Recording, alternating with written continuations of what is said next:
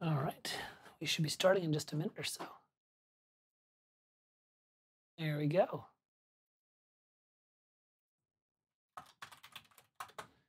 Just had to tell the Discord crew that we are on, and I've got audio coming in, which is good.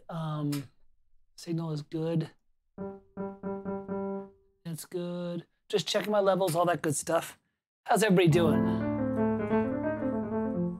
Whoa, Kale and Robert are already on. Hey, what's going on, gentlemen? Let me, oh, comma. It's so good to see you all. All right, let me do this. We got a good stream going. Kale's on. What's going on, Kale? How are you, Robert? Good to see you all. Karma, always good to see you. We'll start in about a minute or so. I know I'm a couple minutes late. I apologize. What can I say, man? Things are, things are happening. I'm under the gun for, I've got a video game piece that I've got to be working on, 2 actually, and then I've got some library stuff that I'm doing with some friends, and we got to work on that, and I've got some programming to do, and all that good stuff. So hello, Miriam, how are you? Kale, don't know how long I can stay. Well, stay long enough to have a drink with me, because I'm having a, and then when I'm done with this, my daughter just dropped it's awesome. This is the would that we have these problems. About 2 weeks ago, she and her best friend come in, and they're like, we're not playing enough Dungeons and Dragons. Every week, I want a Dungeons and Dragons session with you, because I want to be done with this particular adventure by Thanksgiving, because I have 3 friends that want to do it over Christmas. So so I'm literally every week I've been stopping like on a Thursday at like 3 o'clock, running downstairs, and I have to do that after Farkle Friday. Catherine's got basketball, but when she comes back, I've got an entire adventure I've got to play tonight. But I'm super excited. It's like she wants to she wants to hang out with her dad and stuff like that. And this is gonna be cool. And I'm really excited for this. So it's gonna be a lot of fun, but I got that on the plate. So it's just a lot of things going on. Let me quickly add something to my calendar, because I have a little list of what I'm working on. Give me a sec. I know exactly what this is. I'm gonna start in just a minute. This is gonna be a fun one. Chillbot's gonna like this. Chillbot, you better be on here at some point. There we go. All right, I'm gonna hide that so you don't see all the crazy, gross, disgusting things that I'm doing. All right. So, how's everybody else doing? Time to crack it up my 7%. Yes, Adam. Yes, you've got a good, what do you have out there in Europe where you are? Is it IPAs? Does it tend to be more lagers? Does it tend to be...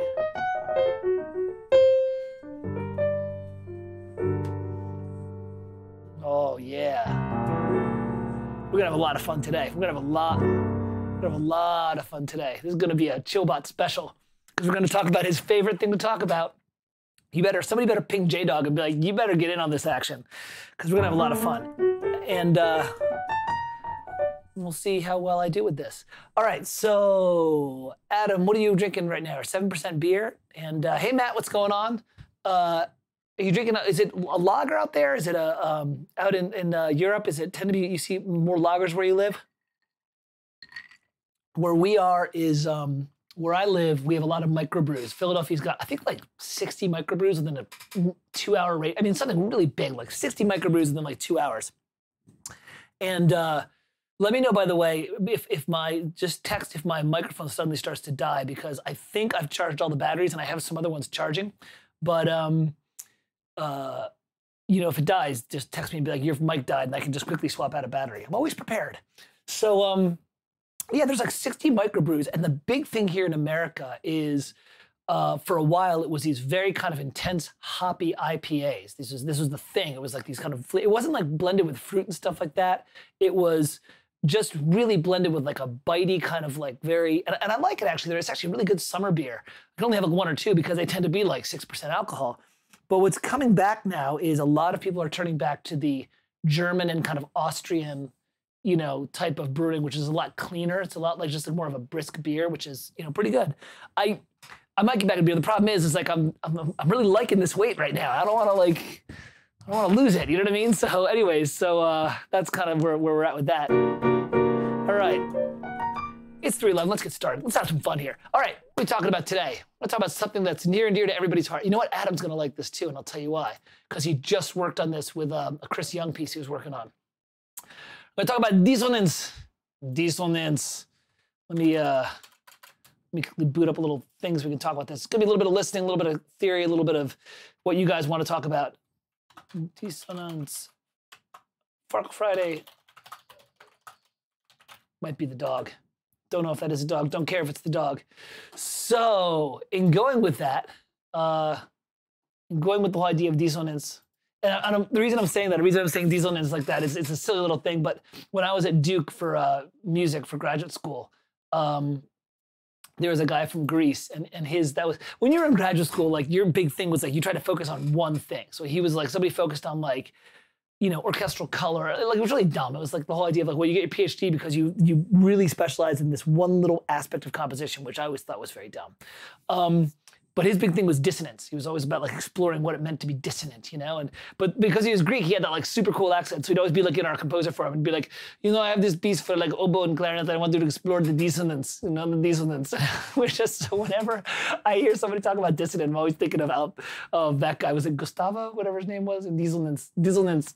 So anyways, we drink mostly pale lagers here. Oh yeah, that's kind of an, in that same world as like the German lagers and things like that, which is cool. All right, dissonance. Let's jump in. Let's have some fun here. Let's talk about what it is, why you use it, how you use it, some examples of how to quickly do it. So let's start with the thing that always makes everyone happy. Let's start with the dictionary definition. I want to see what. Let's see what it says there. Okay, that's actually kind of interesting because it's actually pretty similar to the way I think about it.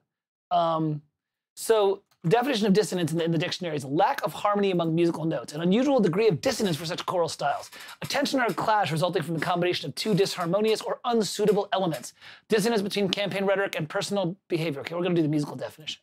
So when I think of dissonance, when I first started thinking of dissonance, I started to think of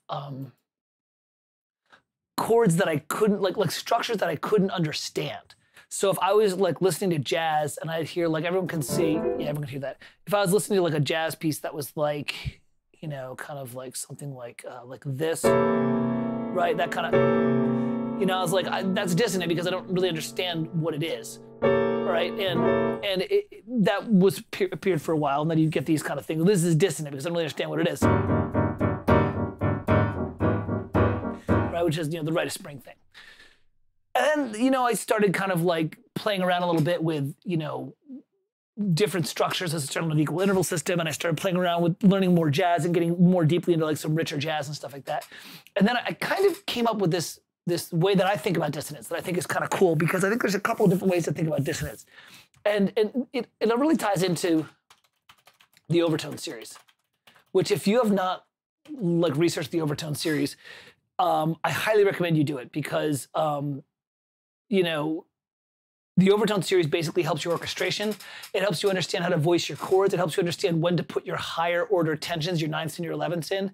And it's like this little roadmap that basically just says, like, you know, Adam was talking to me about like, oh, I want to do this trombone voicing. And I was like, well, don't put the third below here.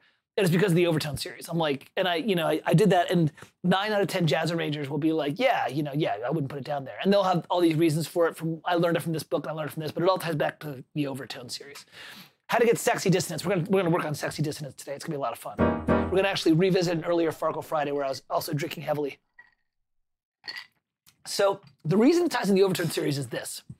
You know, I think our ears are generally wired to like the overtone series because it occurs in nature. And that really creates triadic-based harmonies, okay?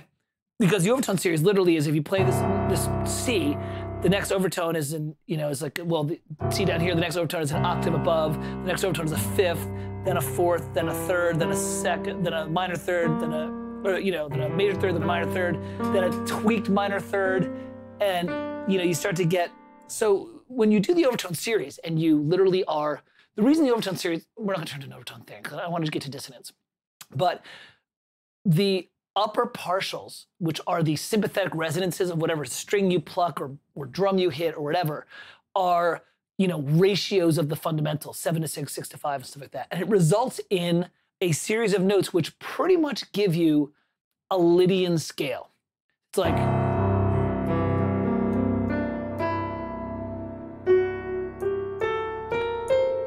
it's kind of like that. I mean, I'm not exact, but you can kind of see, you know, there's my root, my fifth, my root again, my third, my fifth, my seventh, my ninth, my root again, my 10th, my third, my sharp 4, my 5th, my 13th, my 7th, you know, again, and then all the way up here is the note that shall not be spoken. So the note that Chillbot speaks of all the time. So what does that mean? That means that I think that there's a difference between color and dissonance. And I think learning that is really important. Color is how rich, both these are related to harmony. And look, this is just my opinion. I don't really care if you guys, you know, agree with me or disagree with me. Like, please disagree with me, please agree. I really don't care. It's totally cool. But it's a way I think about it so that I can compose using it. This is all about what I can do as a composer. So when I think of color, I think of how rich within the harmonic overtones the vertical structure is that supports the overtone series. Okay, so for example, I'd be playing a C triad. Yay, C. Not very rich, but if I add the 7th, it's a lot richer. If I add the 9th, right, it's even richer. Add the 11th, and then if you add the 13th. Now, those are traditional harmony, especially like classical harmony, be like, well, that's dissonant. I'm like, no, it's not. It's not dissonant because it's just adding more overtones to the, adding more upper partials to the overtone series that we've heard 1,000 times since we were a little kid. It's richer. It's got more color. This is a very colorful sound, right? But it's still based upon a triadic overtone structure that we know. And by the way, when you start to shuffle around notes in that pattern, you can get things that might be considered dissonant or polytonal. We'll do another Farkle Friday on polytonality, because polytonality and dissonance are kind of like brother and they're like distant cousins that were separated at birth. So like Billy Joel will do things where he'll be like,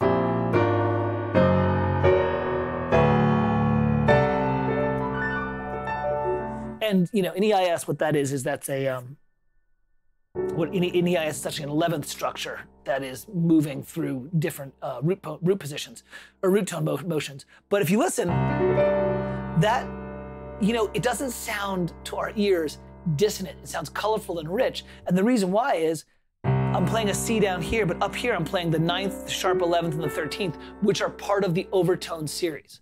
So, hey, Lori, how you doing? Oh, you just missed my EIS thing. I just talked a little bit about an EIS progression that I use. By the way, I use this progression. This is a classic one you see in like retro video game scores from like Final Fantasy. I did that where I was like, what did I do? It was like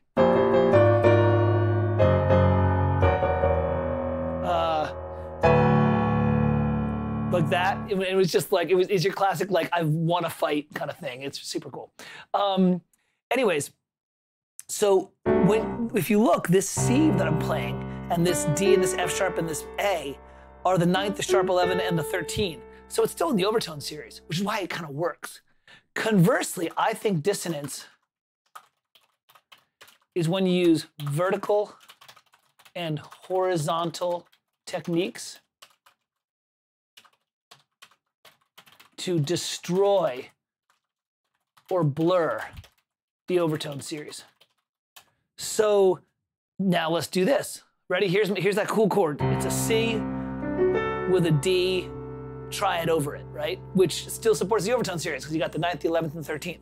Now I'm just gonna do this. I'm gonna move the C down to a B. That works. Why? Because the B is now being supported above it by the minor third, the fifth, and the minor seventh. I'm looking over here because that's where the video is, but I should be looking over here. Right, this, the minor third, the fifth.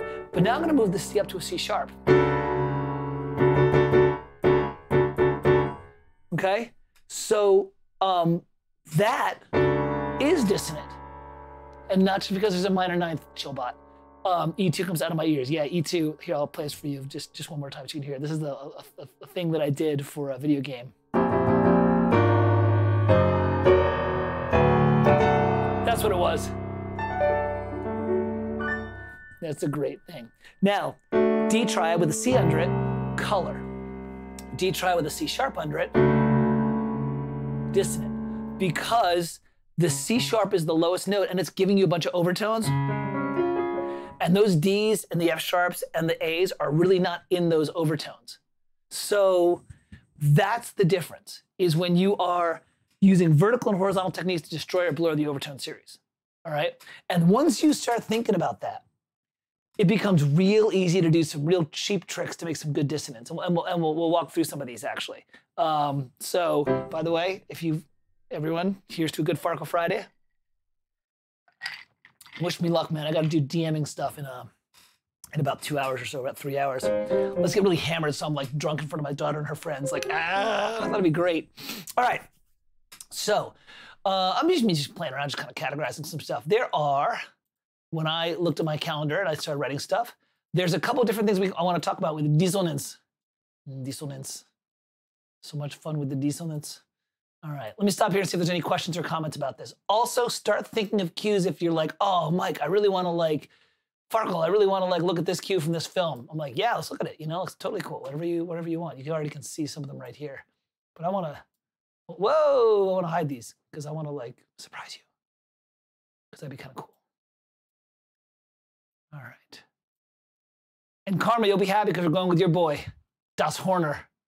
Yeah, baby. All right, so a couple of ways that I think we can talk about dissonance.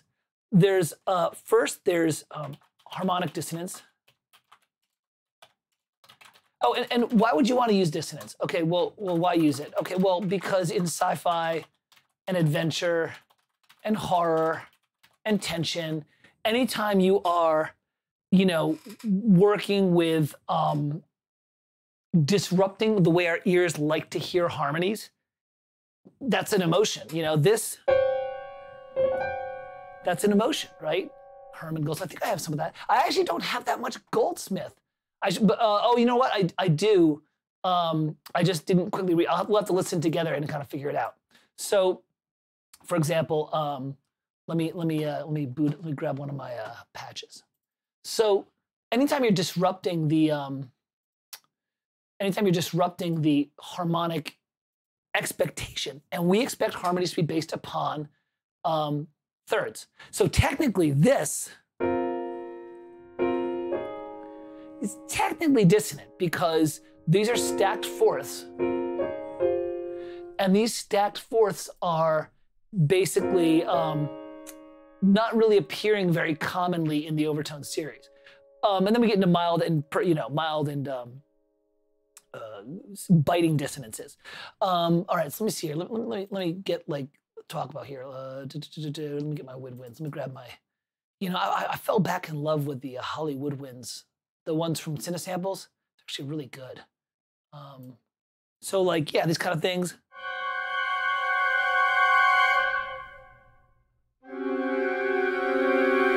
That's a cheap trick right there, right?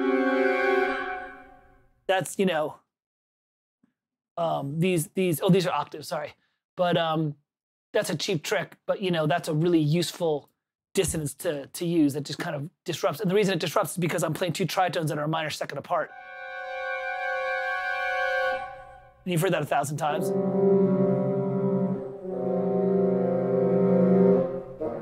That kind of stuff. So there's a couple different ways you can do dissonance. We're gonna do some examples, and we're gonna write some examples with all this stuff, okay? Okay.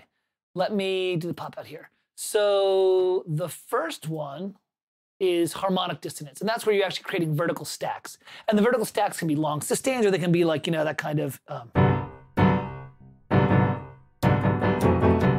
these kind of like 70s clustery stuff. You know, they're great in like those cop movies.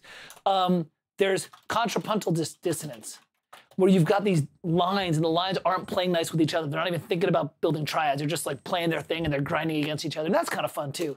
And then textual dissonance, which is the easiest. So we'll start with that one. All right. So there's the three that we can play with today. And I'm sure there's tons of others. You can do 12-tone dissonance and you can do all that stuff and, you know, whatever. But look, we're gonna start with textual because textual is easy and it's kind of fun and it's a cheap way to like sound good. All right. Ooh. I gotta get another beverage. All right, let me take a look here at this. So, a good way to think about textual dissonance, if you're playing with it, okay, is textual dissonance is usually when you have long, windy chords that kind of like evolve in and out of each other or just like sit somewhere. And I'm gonna get myself another beverage and then we'll jump in with this. And I'll show you some examples of people that do it really well, including a person that Adam Lake is into right now, who's a really good person to get into. You can probably see my butt, but whatever. It's a good looking butt. I lost a lot of weight. It's all right. And I'm probably just gonna go, I don't think I'm gonna, I might boot up Studio One. God, I can't believe I'm doing this, but I'm moving over from Studio One. I've written about 4 or 5 cues in Studio One now, and it just takes forever to save and to load with a large template. And I gotta tell you, man, Reaper is freaking blazing fast and it's like rock solid. So, you know, I need speed. You know, I just need it to be, I know, who's my Reaper guys? They're all gonna be so happy. Fark butt. All right, so what am I drinking? I am drinking Evan Williams, which is a really inexpensive but surprisingly good bourbon. It keeps on winning these awards. And it's a bourbon that actually can play very nice with mixers, so you can make a good old fashioned with it. I'm just drinking Diet Coke because I need the caffeine. And I need to also get some light. It's starting to get dark in here because it's getting into the evening. And I actually don't have, like I only have one light in this studio. I think I need to get some more. This is the stage for the Farkle stuff. All right, textual dissonance. Let's jump in and listen to something cool. Let's start with, oh yeah, let's jump in, let's have some fun here. Let's see if this thing gets posted, because remember that happened last time where I posted something that wasn't allowed to be posted by, here we go. So textual dissonance is where you have long winding notes that tend to blur. Now there's a couple of ways you can do this. The first way that is kind of the easiest and a lot of fun is to play a note or an interval or, you know, or a triad that's kind of very obvious, and then start to layer things against it that completely are outside that scale or the overtone series that disrupt it. So maybe you're doing something where you're like, maybe you're playing that with your keys, and then where you play right around it is you'll play like a B, well B's in the scale, so a C sharp and like an F sharp and a C sharp or a D flat, an A flat and a B flat.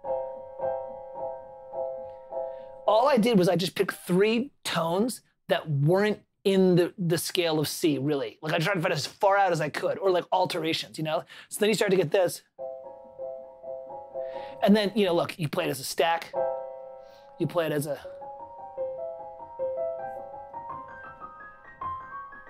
you know, whatever. You can just, you know, you can do it back and forth. I don't know what that would do, but you could do that if you wanted. And then, of course, you know, once you do that, then you switch it over into instruments that are actually more orchestral, and you've got some choices. So again, here's, you know, example of this.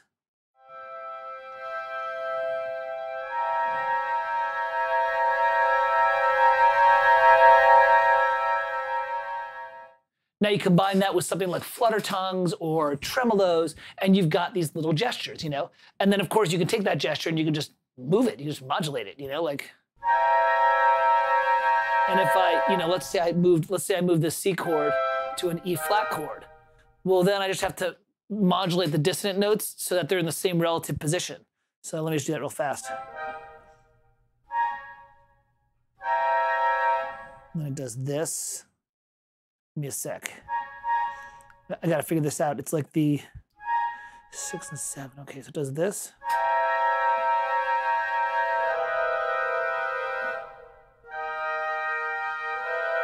Yep, that's it. So that's it. So you do this.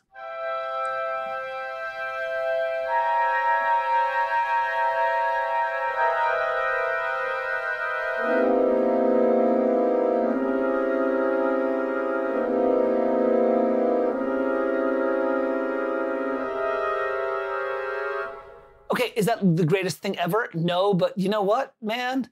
I'm doing a horror movie next year, and I may need to suck up 20 seconds of like low-level tension real fast, and that'll buy me 20 seconds in about 30 seconds. So, you know, don't knock it till you tried it. But you all saw what I did, right? Everyone saw how I did the C triad, and then I did the outside tones around it, and then I voice led the C to an E flat, and then I kind of found where the new tones were relating to it.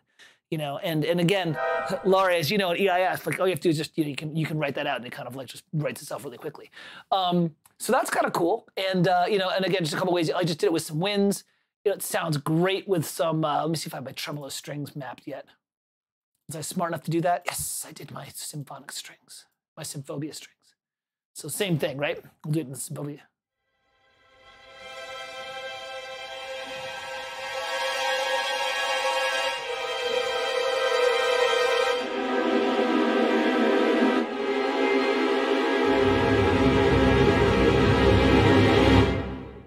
That's cool, man. There's some dissonance right there. Ta-da!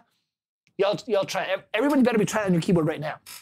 So that's one way that you can do textual dissonance. The second way you do textual dissonance, which is kind of starting to blend into contrapuntal, is where you start with lines that are naturally dissonant to each other. So like tritones, you know, because tritones, it's really hard to figure out what overtone that is. You know, it's like what key is that in or what root tone is that?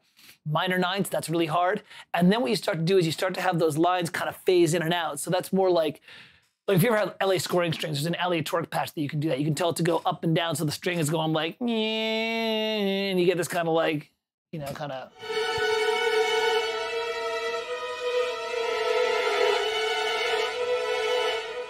You got like one string is going like.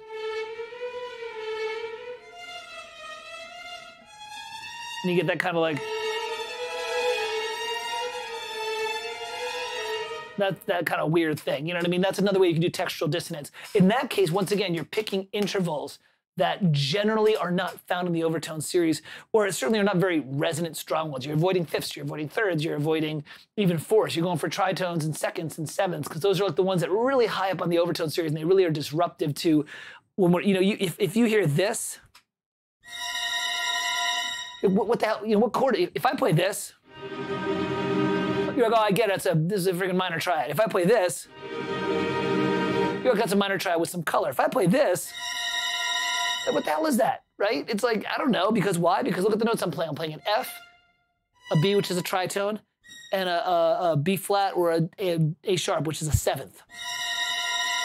And then, you know, like, then you're like, okay, well then why did you pick those notes? Because I looked at the overtone series and I went way, way high up and I said, okay, the intervals that are really, really high up that are like very kind of not establishing, you know, the root that we're on, those are the weird ones. Those are the ones that are like color ones. So let me just use those. And then let me do a couple that are like, that are maybe I'll do a couple of pairings that are like that are not related, like the classic tritone that's also a tritone half step apart.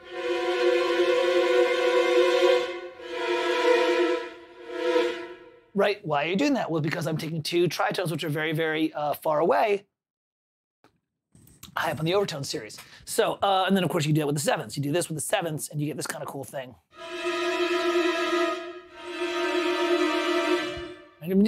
Hours of fun. This is like better than like silly putty, right? You're just like, here's my seventh, here's my F and my E, and then I just do something, and Laurie and Matt and Chris, and we do an E2 down. And then maybe if you're really smart, you program your contact to do a pitch bend, and then you're getting this like. I didn't do that, but the some nice haha. What the hell is that? So yeah, so we're gonna listen to Hellraiser in a sec because Chris Young does this really well and a lot of stuff. So does Rope Bonos in Evil Dead. I gotta find out where it is. Oh, and one more thing before we jump into that. Of course, you can also do that. Don't forget, doing that as a texture is good. But if I switch it over to short articulations, I can just take those same structures and just stab them, you know? Let me get this right.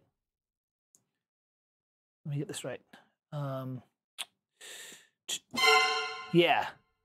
So there's like...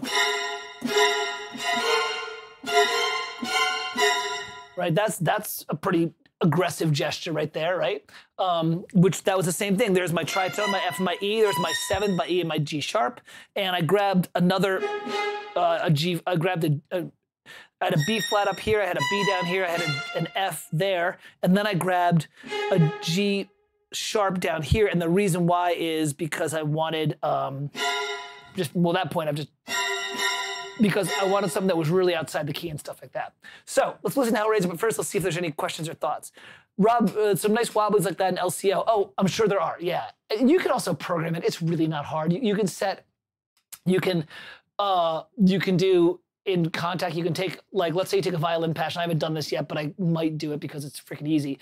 So you take like a violin patch, you know, and you double it 3 times, right? And then you assign each one to its own LFO. And then the LFO is a slow pitch LFO. And then you just literally program a knob. You just do this and it's like, right? And it just kind of winds in and out. Like that's kind of cool. So you can do that with like, then you can do that with something like Spitfire, which actually has all this room baked into it. And you can actually make it like actually do stuff like that. So that's kind of cool. Rob Thomas says, what the hell is that? Could be a good reason to use something. Yeah, totally. I don't know if there's anything I've really used. Well, I do weird stuff with my sound effects for video games. All right, let's see what we got here. What do I have for my 2 examples of textual? Hellraiser, let's listen to this. This is Chris Young. If you've not listened to him, I need to do like an unsung hero Farkle Friday with Chris Young and Elliot Goldenthal, because his stuff is so good. Here's Hellraiser. This is the opening theme. It's a great, great score. There's also a lot of times in Dissonant you're doing with just sound design and stuff. Yo, what's up, John?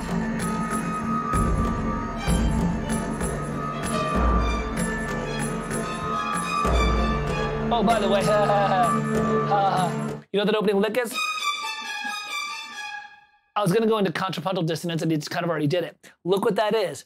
That's 2 tritones, a half step apart. And what did he do? He broke it out horizontal. I did a horror cue that was like that. I used that exact thing. Wait. What did I do? Yeah.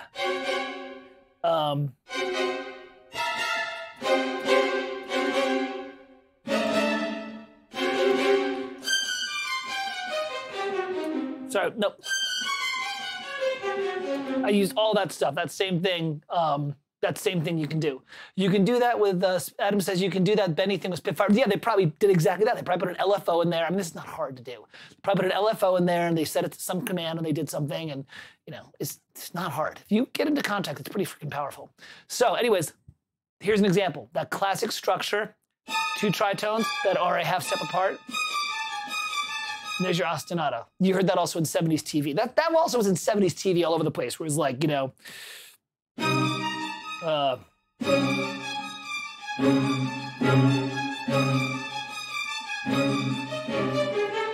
there, you can do that all day. But there's some textual stuff in this, I think. If not, then it's the Cenobites.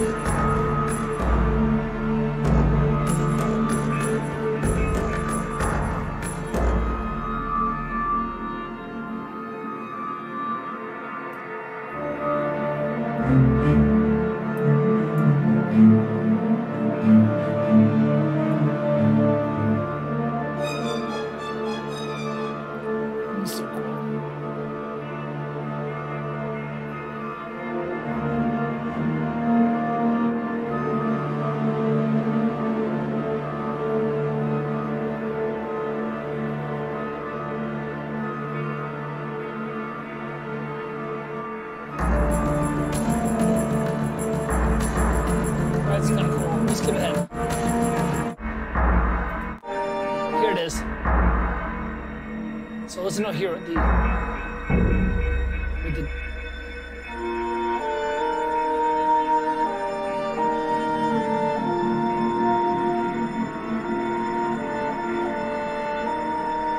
doing this kind of weird like pseudo-coping thing.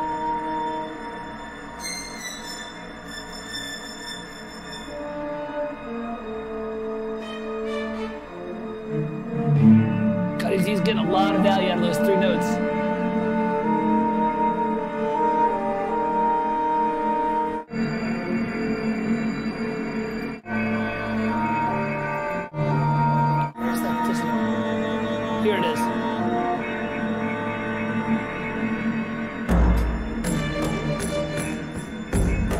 I don't know if you can hear it, but right about here,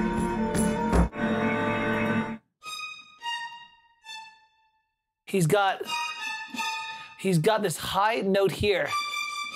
And then at some point, it kind of moves up to this E flat, and then underneath, he starts putting this little gesture here. And these little tiny motions are what's creating the textual dissonance, because what's happening is he's gradually bringing in this sixth chord, or this tritone interval, and it just gives you that kind of grindiness. So that's an example of that kind of very subtle, and the Cenobites is one where he really does it. Here it is.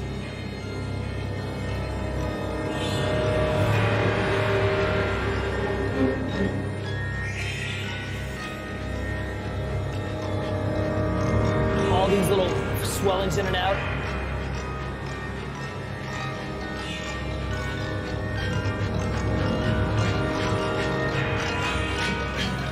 Those little swells. Don't worry about all the stuff he's whacking on. He's like,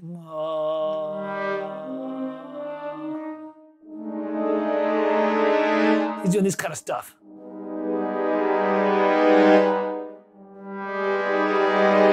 He's grabbing, I mean, look at this right here. I've grabbed, I think I'm pretty close with that stack right there. I grabbed a G, a B, and an E flat. Well, that's an augmented chord. You could call it 1,000 different things, but that chord doesn't really exist in the overtone series. So it's pretty weird.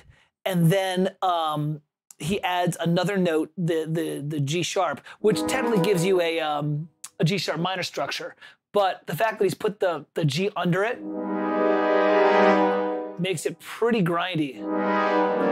Which, by the way, is what John Williams uses when he wants to do the Nazi theme. He puts the seventh in the bass. So he does that in Indiana Jones and the one with the Holy Grail, the Last Crusade. So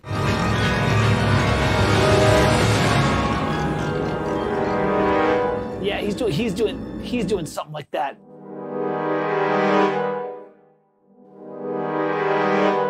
Right? It's like a E flat, A flat, B, or C flat, whatever you're gonna call it, with like a G in there. He's doing that kind of stuff. Again, totally messing with your idea of triadic harmony or overtone series. This is really great. This is a great score. Let's go back and listen to it again.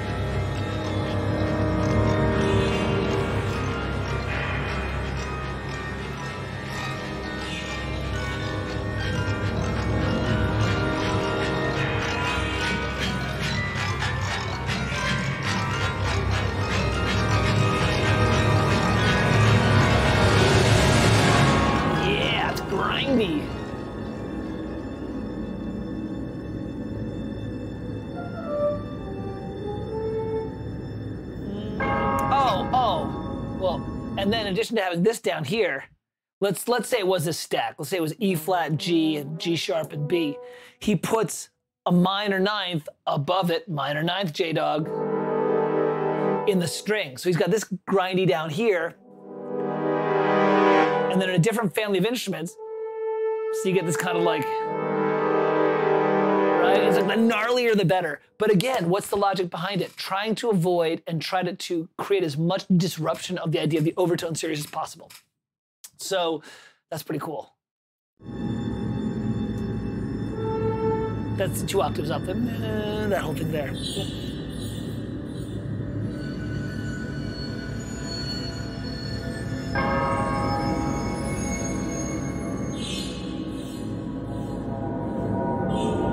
So that's kind of cool. That's an example of that. There's some wild sounds out here.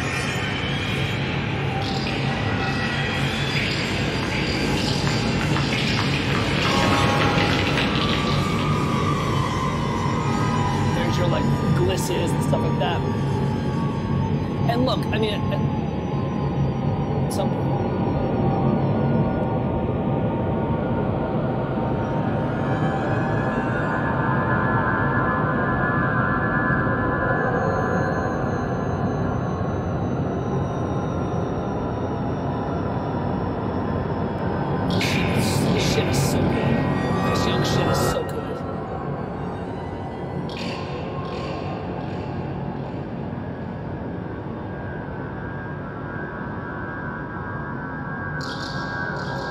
right, we'll move on from this because you get the point of it.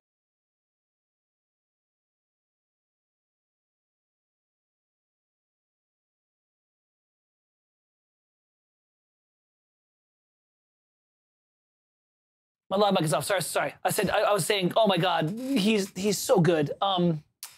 Chris Young is so good. Like, it's so good. And I was saying, oh, let's enough of that. We got other stuff to cover. And The Evil Dead is coming up, which is gonna be awesome. But look, everyone can say, it's like, yeah, you can totally, you know, use Symphobia or whatever that Sonokinetic one is, 2D, or the new Sonokinetic one, the one that's like the kind of the aleatoric one. Of course you can. You can always do that, and that's all in there. But sometimes you need to roll your own, sometimes you're to the gun. I like to roll my own dissonances. I think it's really cool, like these little clusters. It's really fun to kind of play with. So this just gives you the ammo to do that. And let's see, I think Rukbanos does it in Demon Possession, but I could be wrong. This one I kind of threw in and I haven't had a chance to listen yet, so we might be playing around a little bit here.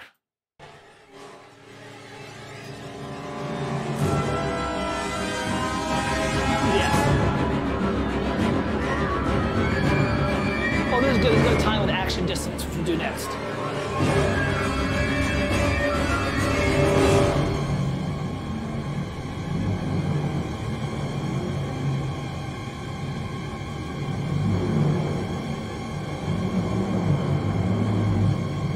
No. So you notice he's doing the same thing. He's a tritone apart. I mean, God, look, he's using another tritone, separated by a half step. He's doing a minor trill by 2 notes of tritone apart. It's another variation on theme. Tritone, tritone, tritone, tritone, half step apart. This is not rocket science. I mean, this stuff is like been using over and over again. It's pretty easy. Nobody's said anything. They're all just astonished by how easy this is.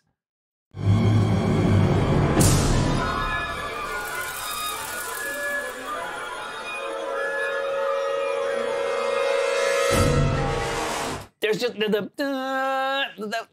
just did that, you know, like an hour, like 20 minutes ago, right?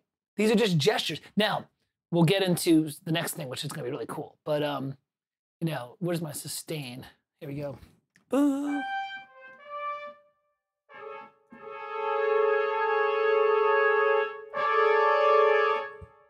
Dude, where's the bite in Symphobia?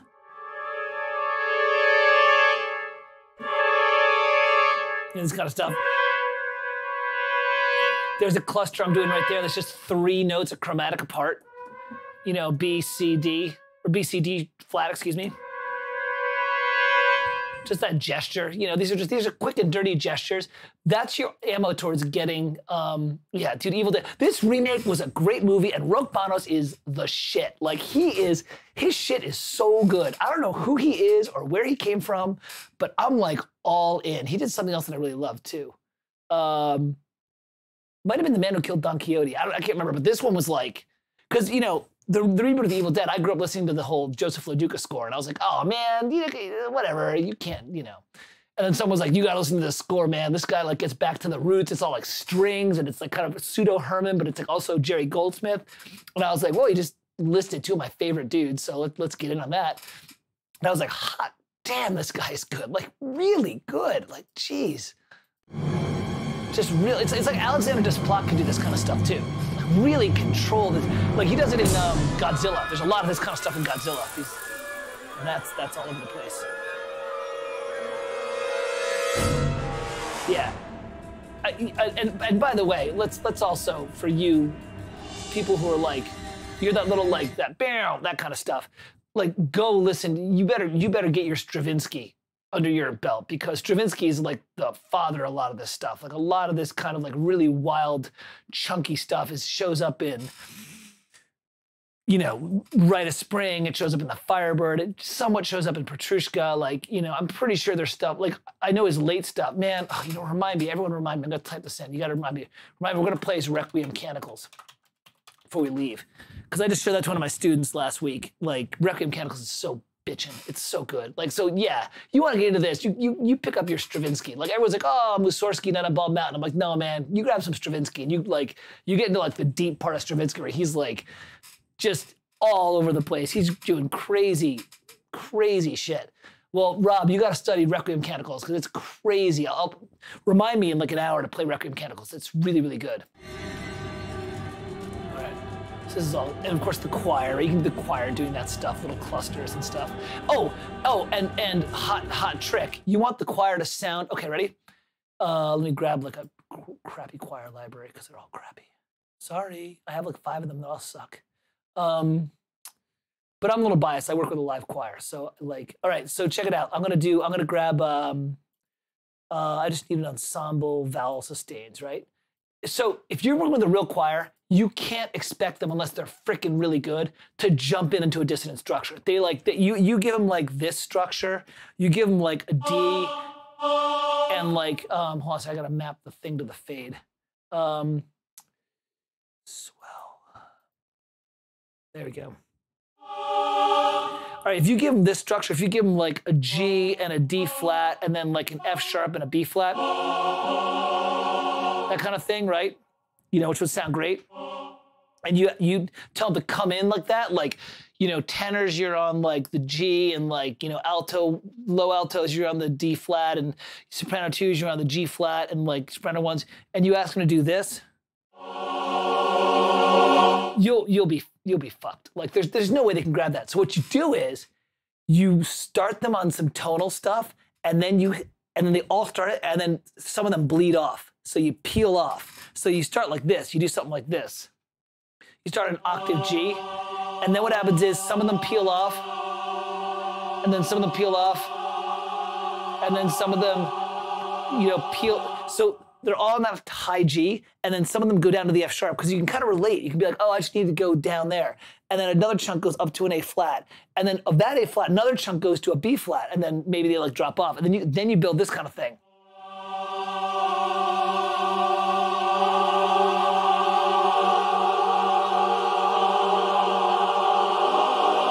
And you start to build this like Ligety cluster. That's the way you do it. You start off with some tonal stuff, and then you peel away, right? You peel away into dissonant structures. I mean, don't get me wrong. You can freaking, if you get the right choir, there's a couple choirs in New York, and I'm sure in LA that can do where you just like, here we go. And you can just do that, you know? But that's the way you do it. And also, it actually sounds more realistic. Like if you're doing this, if you're like, you know, doing this kind of thing where it's like, that just sounds synthy, because no choir could do that. It's like our ears are like, it's ridiculous. But this sounds completely realistic, because it's what real choirs would do.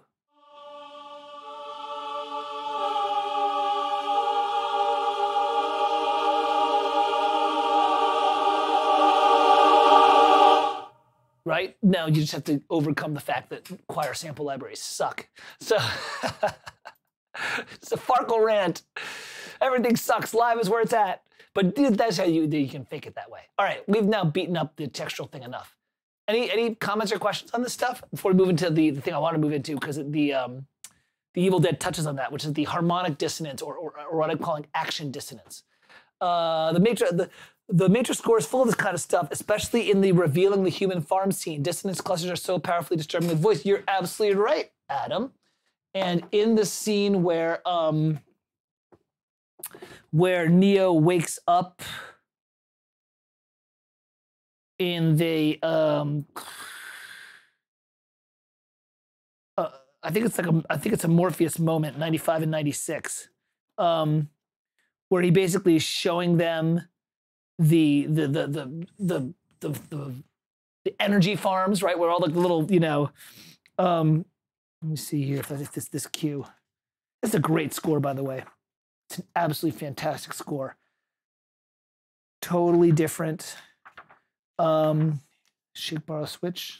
I'm not gonna spend a lot of time looking it up, but yeah, you're right. If you get the Matrix score, you get a lot of those kind of choral clusters that are in there. And you'll notice, by the way, I'm overusing these simple ideas over and over again. This idea of like the tritones have to have a part. I'm using that 3 chromatics, right? I mean, like it's showing up again and again. You just do variations on a theme. Well, sometimes you do it with string trills, sometimes you do it with choir, but you always adapt it to the actual instrument you're writing for. So now let's get into the second one, which is a lot of fun, which is, okay, now you've got this dissonance. And that's just kind of great for hard. That's great for just like unease and all that kind of stuff, you know? That's kind of cool. This is almost the exact thing choir. Yeah, exactly. This is not that hard. Like it's not, you know, the hard part is understanding how to voice lead through it. And that's a whole other thing. And, you know, where's Laurie? Laurie, that's like book 11 in EIS. So that's where you, if you have dissonant clusters, how do you voice lead through them? Because you can do that. It's pretty cool, but it's a totally different way of thinking about music. And I ain't going to teach you guys book 11 of EIS right now. I ain't happening. But I am going to teach you about harmonic dissonance. So now you've got these structures. Now, what happens if you want to create some rhythm with it? Like, let's say you want that kind of dissonant action thing, you know? Well, obviously, the first thing you do is take all the things we just did and just make them rhythmic. So, you know, this, there's your two tritones, right? You can just be like, you know, right? And you kind of like a,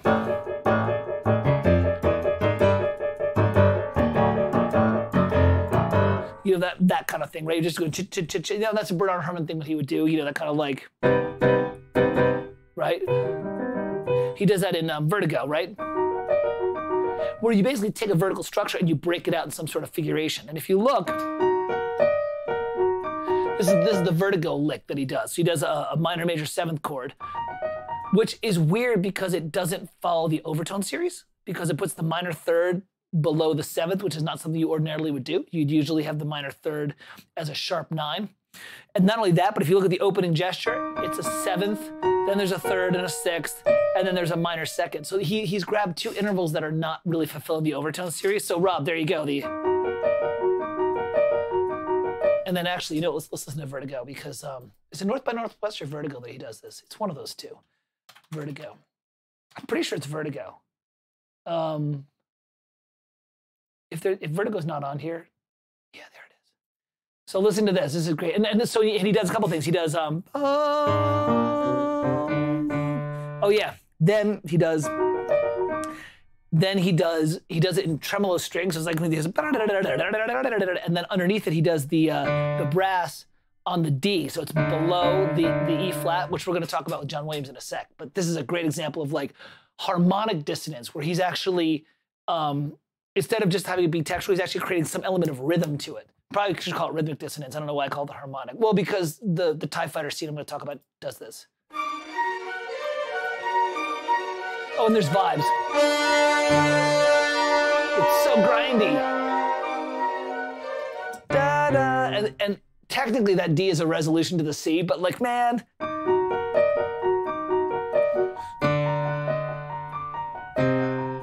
I mean, that's just grindy. It's great. It's perfect, you know? So it'd be great if you could talk a bit about how you like to move. Okay, cool. Let me answer these questions real fast as I get this. So I'll finish up this line of thought before we jump into John Williams, and then I'll talk with Rob Thomas's question and also comment on Adam Alake's thing, which is good. So yeah, so there's an example of taking something as textural. Right, that would be a perfectly fine, look, there's an E flat minor tri with a D in the bass. That's a perfectly fine tri that you could maybe fade in with, like, you know, flutter tongue winds, or with, like, you know, shimmering, you know, celeste, like, you know, celeste could be doing something like this. Which shows up in AI. And Williams does that in AI. Maybe not that exact structure, but that's the kind of stuff he does. Oh, that's probably why I'm thinking of AI, because Adam's mentioning Minority Report, and that's all that thing.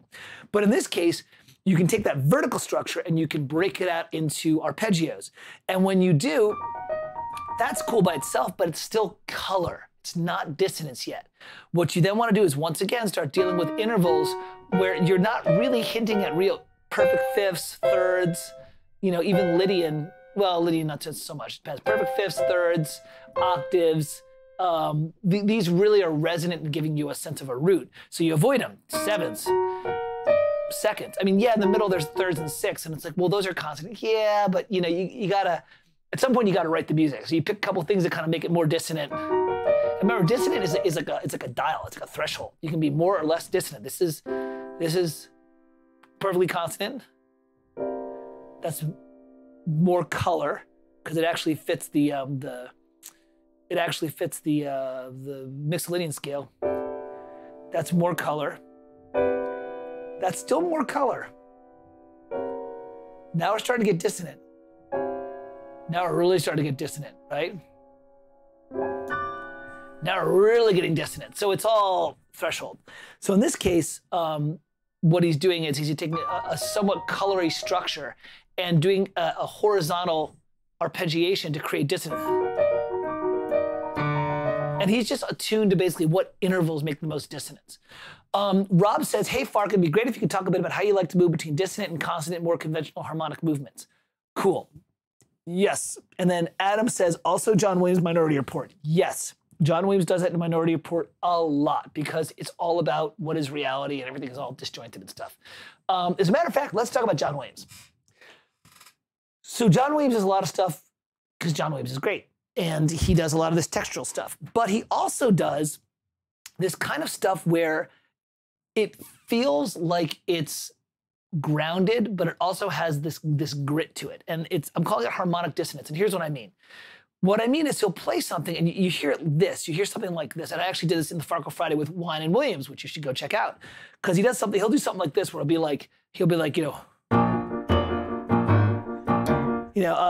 is that kind of thing, and it sounds really weenie on the piano, but when you go to the brass, it actually sounds great. And then he'll do something where he'll do this, and this is where I'm going to get at with this. So it's like crank it. There we go.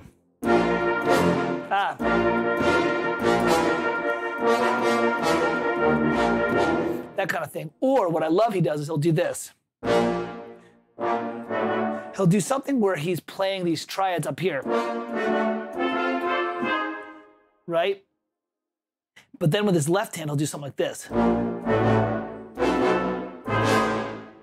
right? And this is a really cool thing where he'll do, see if I can do this with the I really should do a stack, but whatever. I'm just like, I'm tired. Tired, I don't care.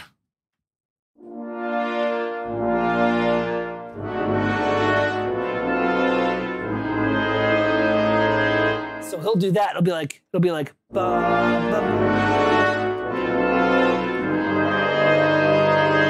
do that in like the TIE Fighter thing where it's like bum ba dum ba dum ba da, that kind of thing. Let's see if that's actually, see, this is where you have to go back to mine because Spotify pulled the complete Star Wars, which is why you don't trust these things with the service here.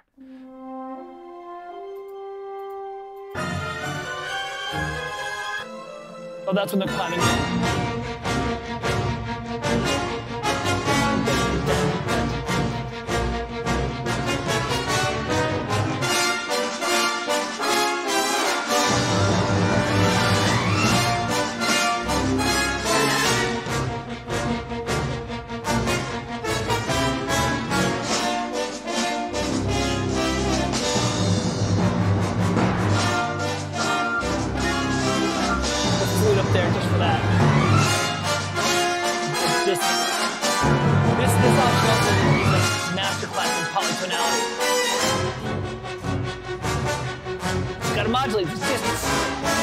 Oh, it's so grindy.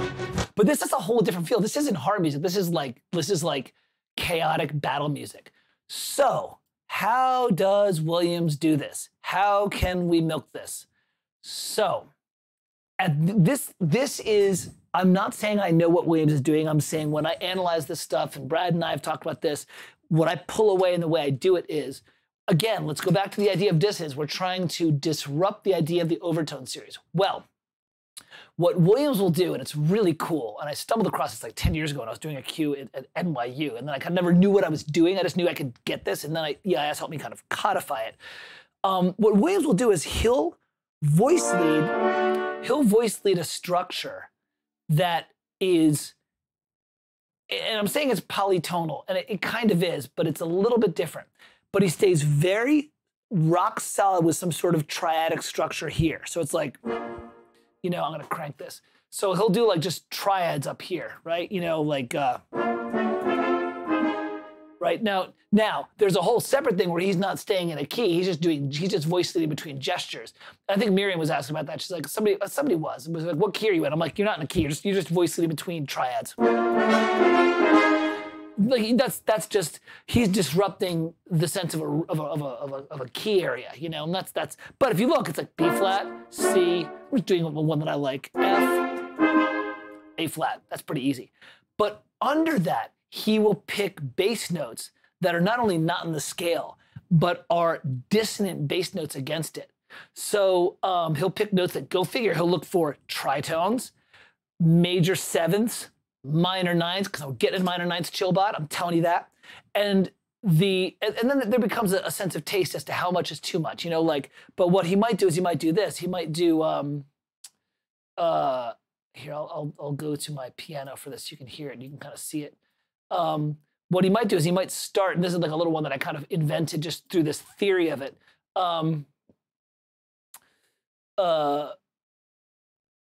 He'll play a B flat, right? Y'all can see the B flat here, right? He'll play a B flat down here, no problem. And let's say I do a B flat to D to F. That's cool, that's a very Williamsy thing. Now, ordinarily, if you were a pre-Farkle Friday person, you would just double it with the bass. B flat to D to F. And that's cool, that's great, it's great for your piano player.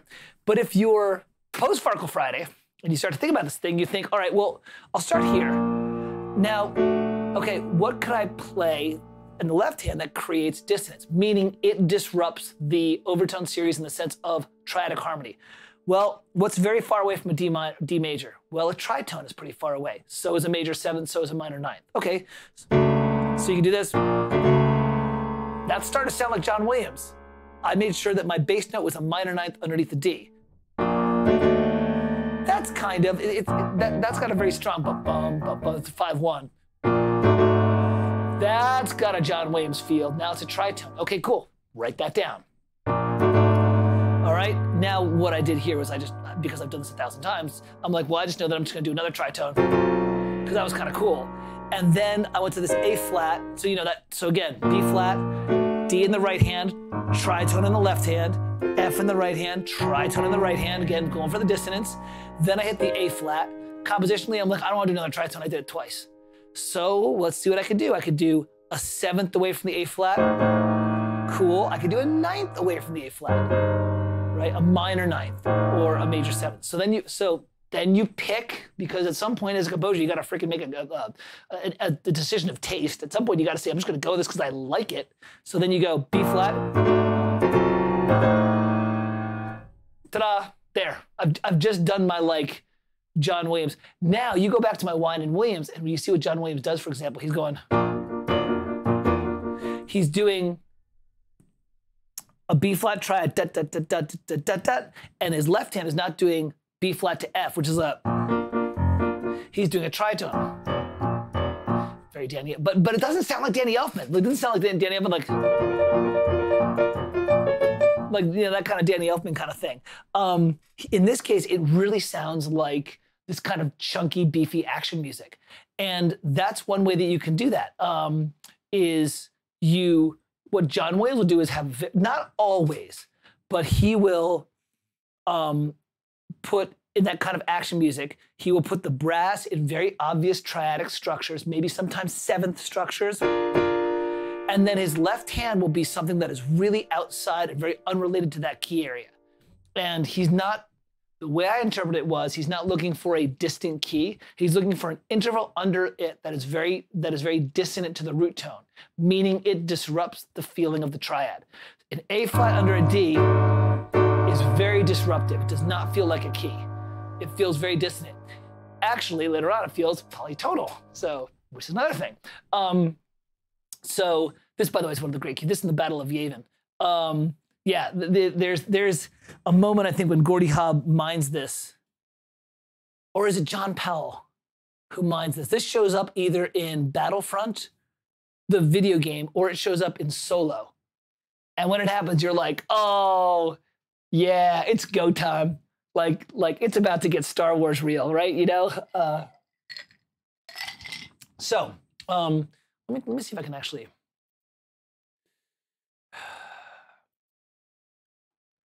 All right, let's do this. Do you guys want to tolerate this for a sec? Let's see if I can actually do something like this with my unbalanced, unmixed programmed stuff. We'll see if I can.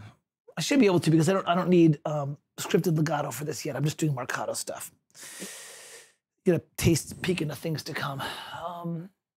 Yeah, we'll do this here because you guys don't want to see me do this. It's gonna be boring. So, anyways, that's an example of how Williams deals with dissonance. Is and that triadic structure, if it's not big enough, this is why you gotta study orchestration. And a lot of people who are like transcribing, Williams will take the trumpets and he'll double them with the trombones because the brass are loud, but they're not big. See, people don't get that. What you think is you think the brass are huge, and I was like, no, they're loud.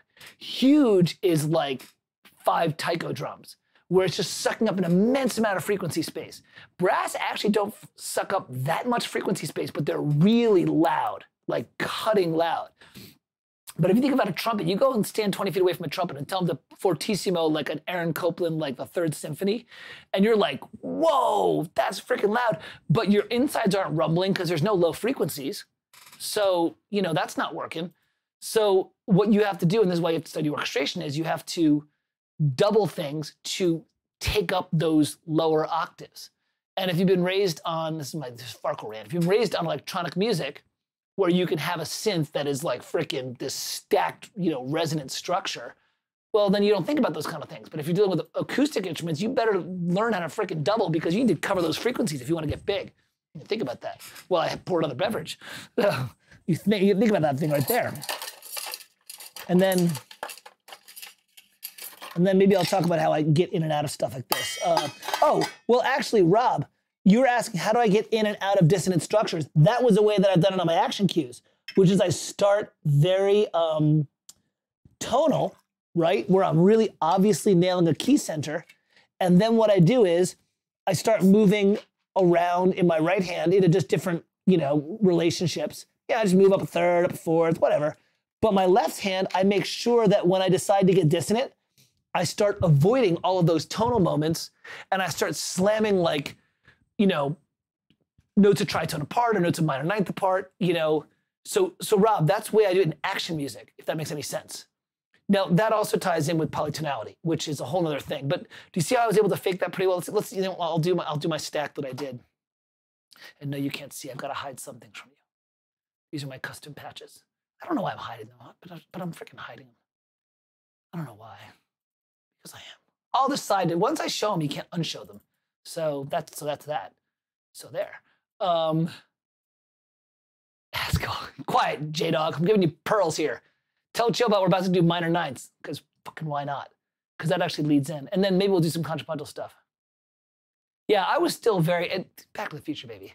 All right, give me a sec. I just gotta take a quick sec to build this stack, because I'm just gonna fake this. I'm just gonna quickly build a trumpet stack, trombone stack, and a tuba stack, okay? Is that okay with you guys?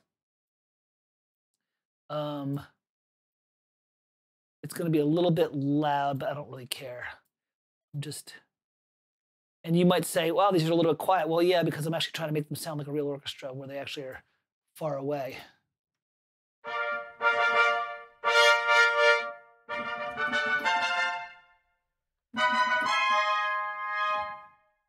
See if that's going to work.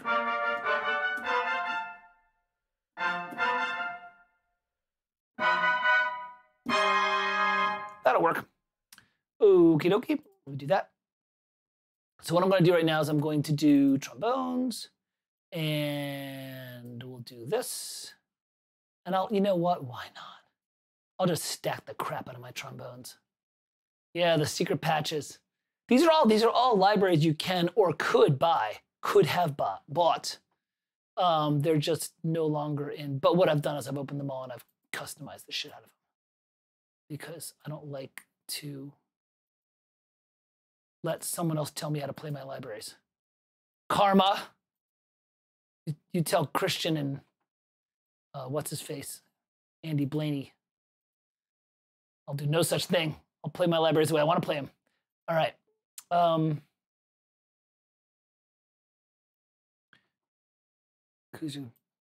right. Yeah, I gotta tell you something, Adam. It's funny. Adam's like, acoustic instruments stink. I'm getting back into some synthwave stuff because that's a lot of the stuff that I grew up with. And I'm like, man, dude, having like synths where it's just like a rockin' lush, huge sound, and it's, you know, like you said, detuned unison, all that stuff. I'm like, that shit is fun, man. It's really fun to like just kind of, you know, have that big sound right out of the box. And I'm doing a couple of library cues where I'm doing a lot more synths and hits, and I'm like, it's so nice not to worry about balancing this shit. Just like make it just work, you know? All right. I'm really milking this thing. I'm almost done. I did the trombones, and now I'm gonna do the tuba. And because I gotta do the tuba.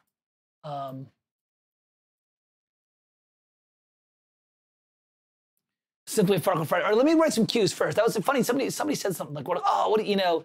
Love to see you grow this." And I'm like, well, I've got to get some stuff out. And I really, and the problem is a lot of the library stuff I'm doing is just like, I'm not saying it's bad, but I'm just like, it's just all textural stuff. It's all just like crime drama with like, you know, it's just library stuff. And I you know, that's fine. It pays the bills and I get, you know, money from that. But I love to actually put stuff out that I want to get known for. It's a lot of this kind of action adventure stuff. Okay, here we go. Here we go. Let's see. Let's see how this sounds here.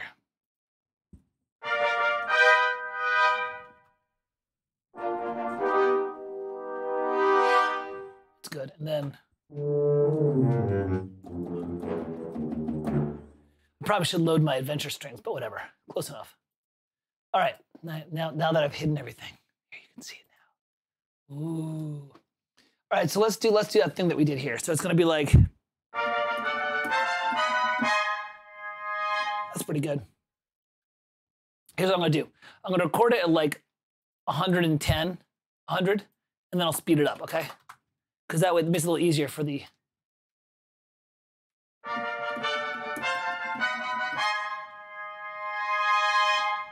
So all that was a B flat triad, a D triad, a F triad, a B major triad, and an A flat.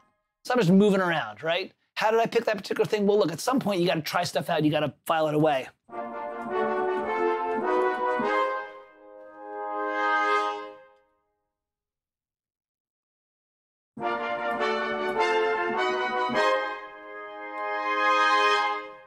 Close enough. Again, these are unbalanced. So.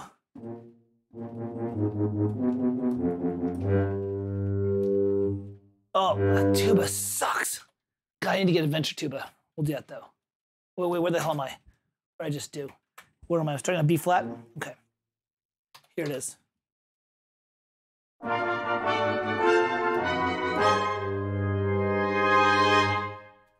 sounds like ass. All right, hold on a second. What the hell's going on here? You all got to see this now. All right. No, fuck this. I'm gonna stack the adventure brass on this. Where's my adventure brass? Thanks, guys. Sorry about this. Guys and girls, excuse me. Simply Farkle Friday, another benefit of synths, they always sound like the real thing. A Prophet 1 sounds much more... Well, that's one thing, Adam. I don't buy into the whole, you have to have the hardware. Maybe that's the last 10%, but man, they're so close, and you can write music with them. Just get the synth versions that are like, you can save the preview, and you can save the, you know, you can save the, your settings and stuff. By the way, did you notice adventure tuba? Look at how quiet it is compared to the sonic implants. It's not a bad thing, but this is how.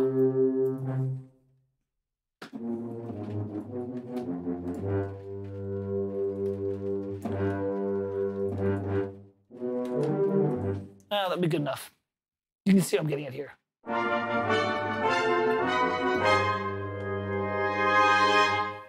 Oh, you know what you do? Sorry. Here's what you do. Do I have this here? Sorry, I forgot. Now you've got me into the whole, like, well, if you're going to do this, you're going to do it right. You're going to do...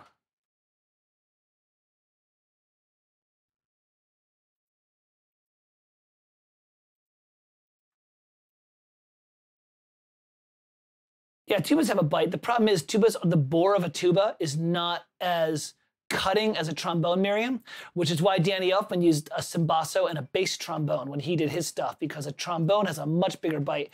And if I had programmed it, I would have actually used a bass trombone and doubled it with a tuba an octave lower. So that's what I would have done, because I really want octaves. But what I'm gonna do, and this is a little hack, is I'm gonna quickly just layer, just get the idea, okay? Because this stuff isn't balanced at all.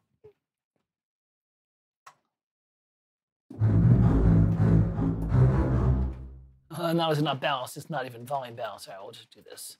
Just bring it down a little bit, just to get it more reasonable.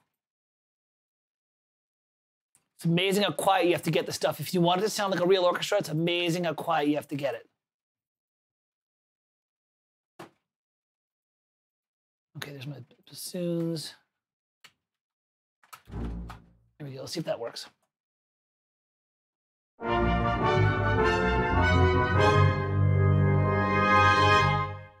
Yeah, that's not bad. It gets the point across. This gets into a whole other thing about layering and stuff like that, but that's okay.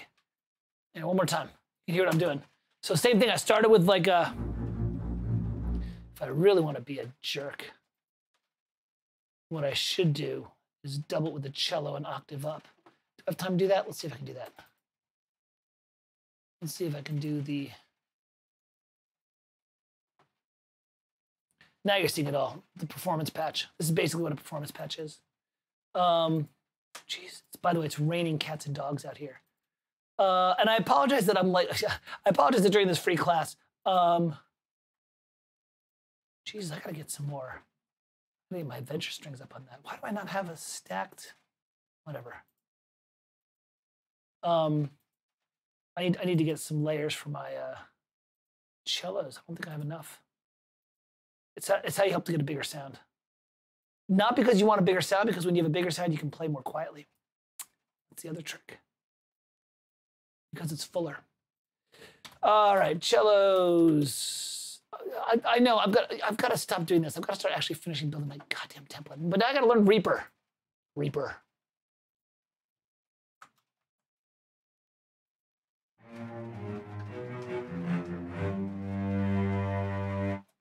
That'll work. Here.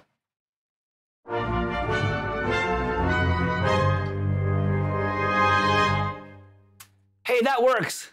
That's not bad. That's not bad at all, actually. Do one thing real fast.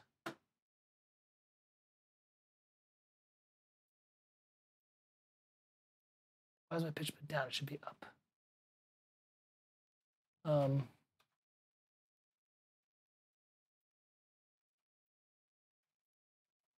Here we go.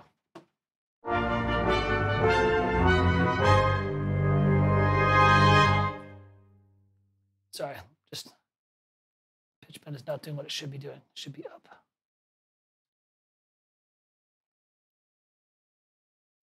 Here we go. Here we go.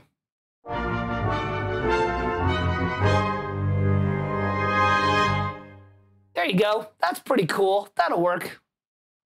That's a classic kind of Williamsy kind of thing, or at least me doing an EIS version of that, right? Questions on that? Does that work? Not really piss off Karma. Doesn't it work? Yeah, it works. I probably should have added. Oh, yeah, I should have added French horns. Whatever.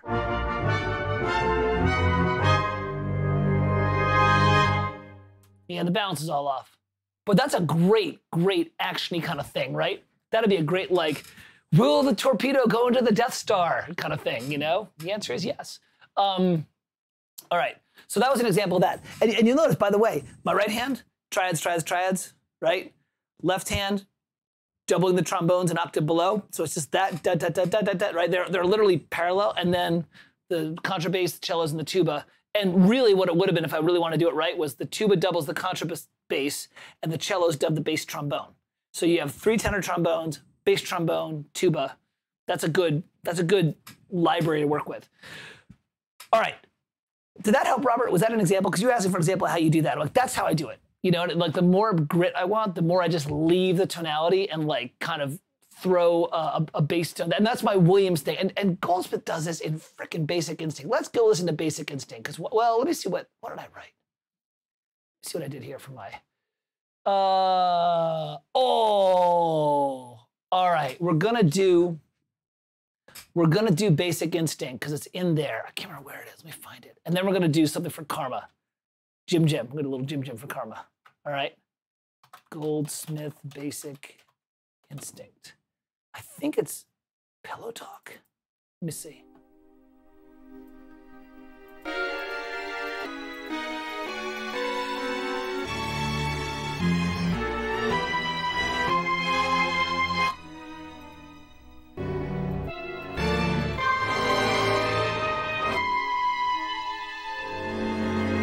Give me a sec, guys. Let go.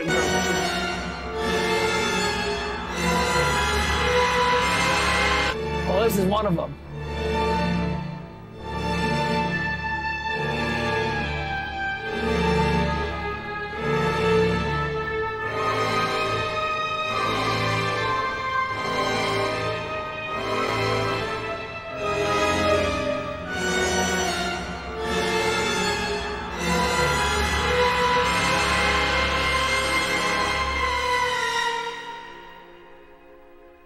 That's so good. God, Goldsmith is so good.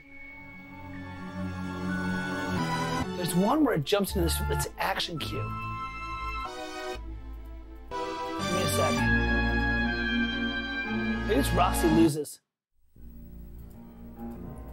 Oh, here it is. Here it is. Oh God, Goldsmith is a genius. I like him better than Williams.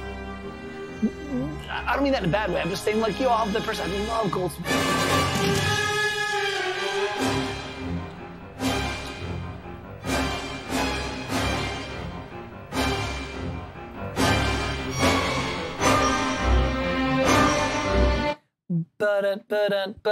So there he is doing that minor ninth triad tritone gesture. All right, which this is also a good one. The you know, it's kind of like. By the way, just something that you guys would find really, really funny.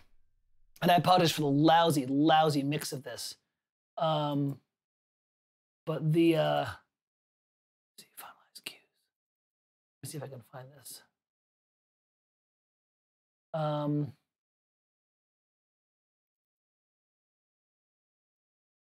Give me a sec. Let me see if I can find this. So I want you to listen to this real fast while I'm digging this up.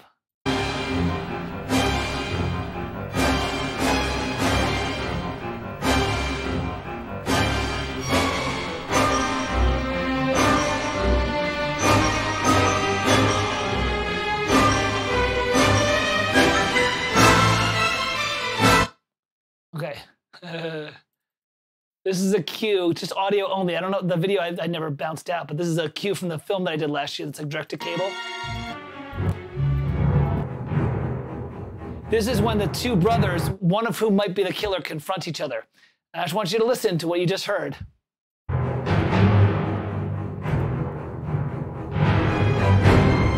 Just lest you think that I am anything other than a shameless rip-off artist.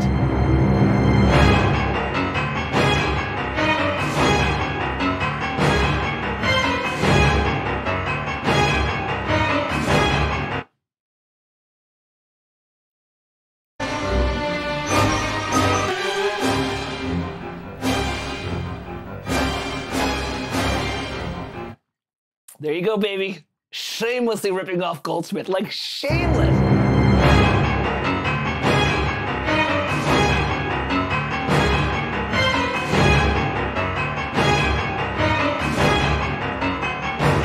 Then wait.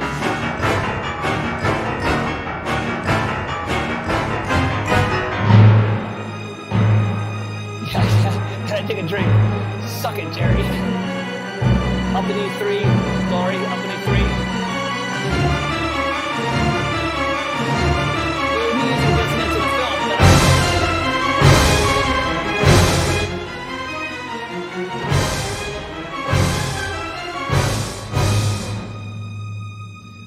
film. You know, I hated the way I mixed that cue, but that cue itself was pretty well. And to be fair, here's what I did. And this is, by the way, the art of lifting. You take the idea, and I did. I knew for a fact I was lifting Basic Instinct and Vertigo for this film, amongst some others. But those are the two that I literally had on my iPad that I was like, all right, I gotta go listen to this.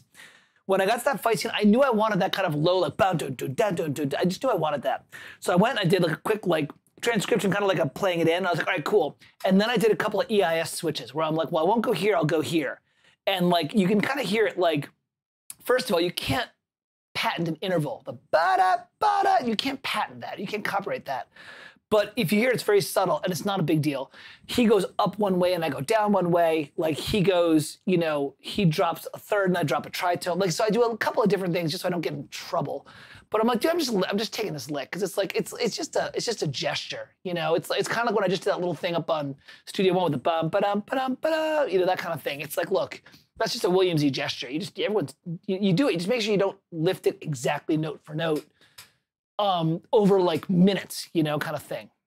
So, but yeah, that was a pretty cool, that was, you know, God, in the cold light of day, the mix is horrible. Oh God, it was the last time I used Hollywood Strings, and which is actually a very good library. I really didn't like trying to make it do what, this is why I started programming my own stuff, because I just don't like to make it do what I want it to do. Anyways, but this ties in with the last part that we're gonna talk about, which is the idea of contrapuntal dissonance. So, you know, we talked about textual dissonance where you're just dealing with disrupting the overtone. Then we talked about harmonic where you add rhythm to it. And contrapuntal is kind of my favorite because what it is you basically are doing lines that are trying to avoid any sense of tonality, and they stack on each other in such a way they're spaced out. And they're usually rhythmically different, so you can hear each line for its own thing, and then who cares what the verticality is? Who cares what the harmony is? So that Basic Instinct actually dovetails in beautifully because it's like, you know, this, what he's doing there is that lick is happening down here. Once again, avoiding consonant intervals, avoiding overtone things. And then over it in a completely different rhythm, you know, ba, ba.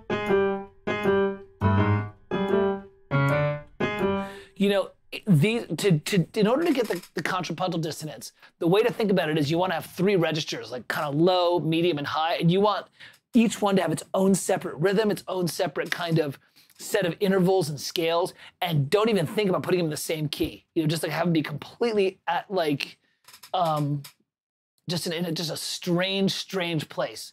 And yeah, the Night Bus is a good example. The one that we're going to start with, which is really, really cool, is, and this is going to tie in with the final thing, which Chillbot needs to listen to at some point, which is minor ninth.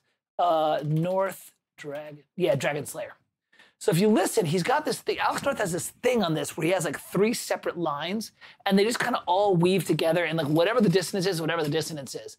And I'm going to play a couple of cool examples of this. One of them is that Basic Instinct where it's like, you know,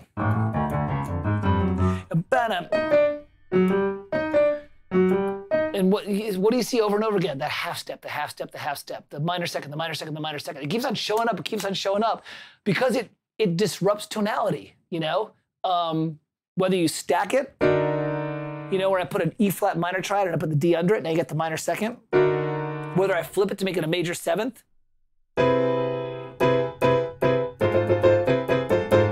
Right? You know, whether I put it under the triad an octave below.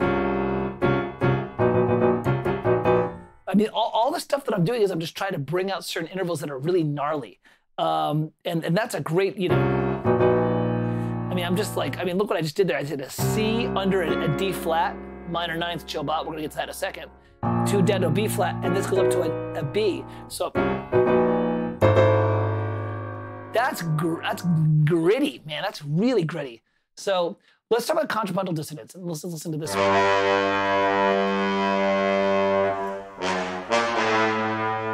This is from like the 70s. I gotta find this. Yeah, here it is. Look, something low, something really high.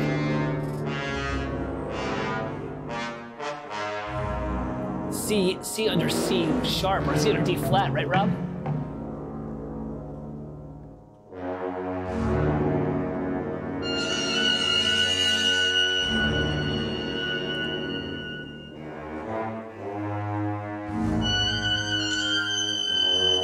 the way, you hear that lick? Ba-da-da-da-da. Like, it was once again half step. Dude, if there's one thing to take away from this, it's like, use half steps. Use half steps. They create dissonance. You know, like, don't avoid them. Everybody uses them.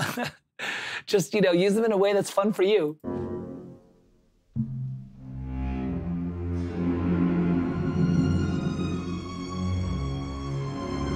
This is the line. So you got the strings there, the double bass is down low.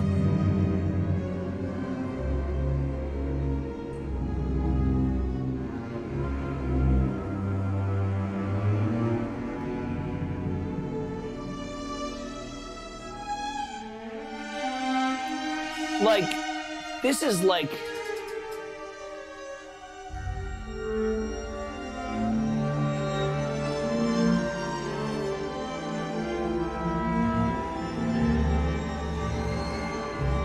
this is a great, like, just these interweaving lines, they're just kind of,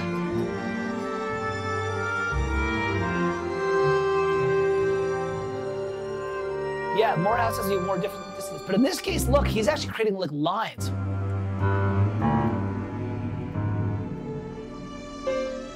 Ba-da, that's a perfect fourth right there. Ba-da.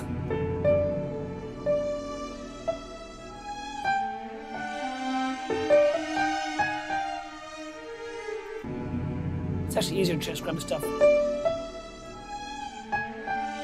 Yeah, so that opening line right there is like A, D, E, and then a little, like a little half step right there. But the problem is, what makes it dissonant is that's kind of established as sort of D-ish kind of thing, but then under it is like something totally different. Then you get into the realm of counterpoint, which is the classic, like one's moving when one's not, and you're trying to create different rhythmic structures so that this one, if they're all moving at the same time, that's not counterpoint, that's harmony. That's harmony. If this is happening, and they're each moving independently with their rhythms, so you've staggered the rhythms, that's counterpoint, you know? And that's hard to do, but a lot of fun.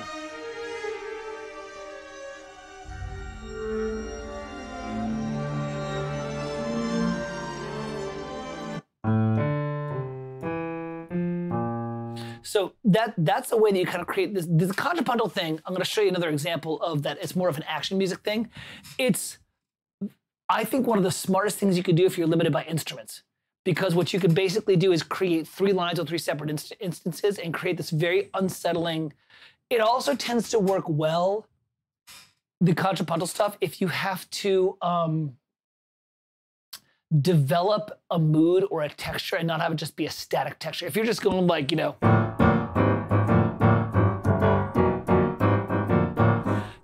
I get it. We're pounding action. But because of the nature of a line of melody where it can actually go,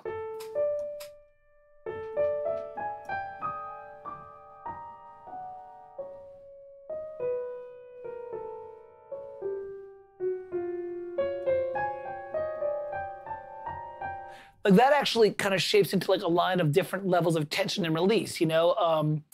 These half steps, these sevenths have a lot of, you know, kind of yearning and kind of grit to them. But then I can, at any point in time, move to things like fourths and fifths.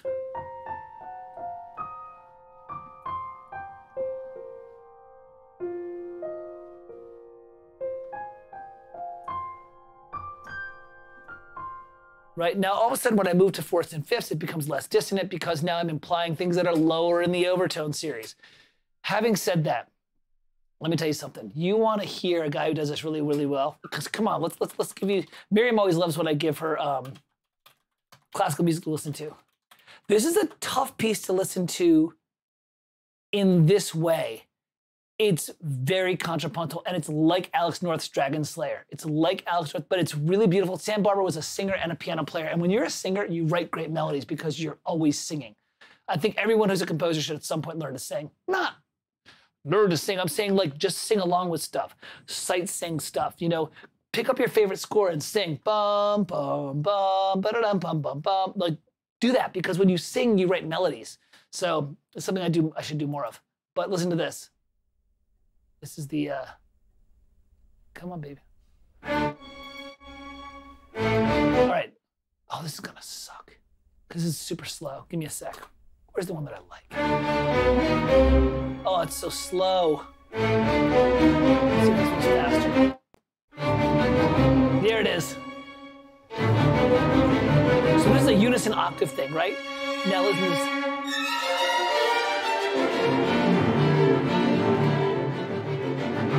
This is Barber's Capricorn Concerto. Now listen to this. Check out this dissonant fugue. He's got this theme. It comes in different keys. It's not even ignoring. It's just creating this grit.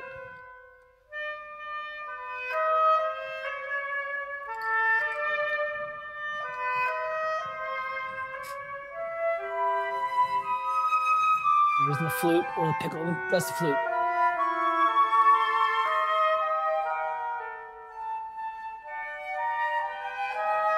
Now this is a fugue, which means whatever's written here has to be imitated here, so it's pretty strict. And they're all just, you know, a little bit academic because it is a fugue, but the concept, you can totally lift this concept for like stuff like the Dragon Slayer stuff.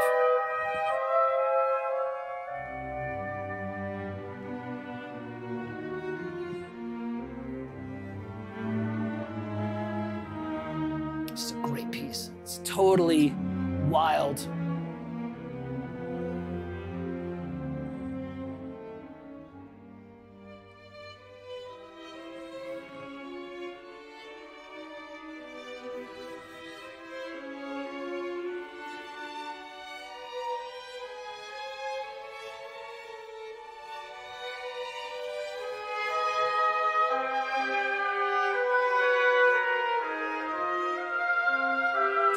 It's a different way of listening to music. You're trying to catch the lines as they ripple across. It's like, and it's the height of composition. Like, I respect anyone who can do this. I've had to do this. I'm not great at it. I was good enough to be able to, you know, to get degrees. But if you can keep control of this, especially if you're not dealing with tonality, like, that was the big thing. Barbara was doing this when tonality's going out the window. Because when you're doing it in Bach's era, sorry, Tendy man, it's like, you know what key you have to be in. It's really restrictive. Here it's like,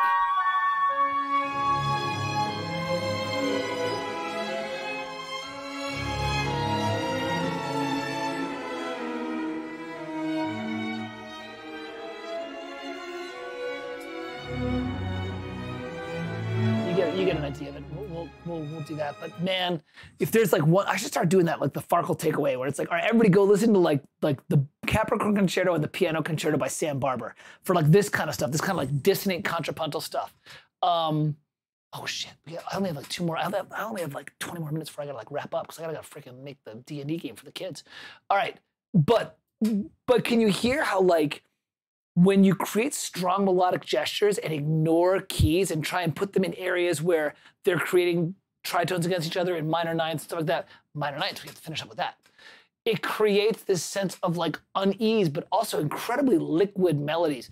It's hard. You want to learn this stuff, man. You gotta study counterpoint. You got to study like Gradas et Parnassum, and then you got to go listen to like Shostakovich and Barber, who do 20th century counterpoint, and be like, what are you guys doing? Like Stravinsky does this in I think, L'Histoire de Soldat and the Rake's Progress. Like, you got to like, so it's, you know, it's not for the faint of heart, but man, if you can do this, it's a really cool way to completely create these strong melodic lines that somehow like blend with each other, but are really unsettling. All right, so having said that, let's take another example that I really want to show, which is my favorite example of like harmonic or contrapuntal dissonance, Final Fantasy VII. I apologize that the sounds are super synthy, but like, this is great. Because you got to hear this thing of the, open it is what it is. When you start doing, oh yeah, thanks. You know what, we're gonna do this, then we're gonna do Requiem Canticles. Oh my God, I never did minor ninths. Ah, whatever. Sorry, Chillbot. We'll do it next time. I'll do it with polytonality. We're gonna finish with Requiem Canticles.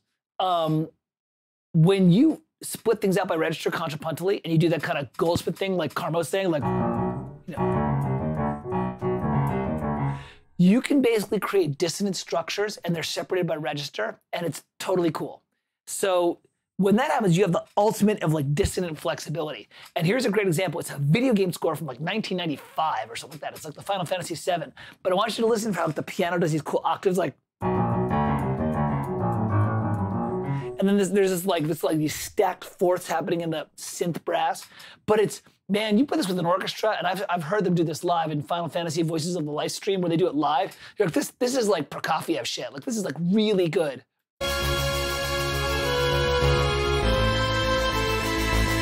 Yeah, we should finish up with line 9.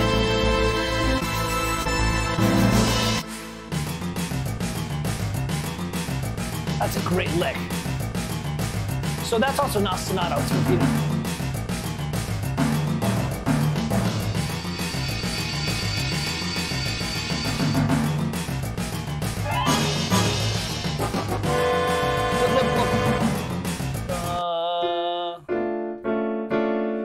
That was like a stacked, like triadic seventh structure, you know. It was like a kind of one of these things. I gotta do this right. Basically, it was a minor triad. You guys can see what I'm doing, right? Minor triad with like the seventh in there, right? Because that disrupts the sense of tonality, which is what John Williams does. It was something like that. If not exact, but then it's like. Doesn't matter because the thing down low is just doing its own thing. But notice the space for the rhythm. The one down low is the perpetual motion. You know, kind of like the bass line. And then these brass licks are like bumped, dun, da da da da. Like there's space in there. You're separating the rhythms. So let's do it again. Sorry about the cheesy samples, but the music is freaking awesome.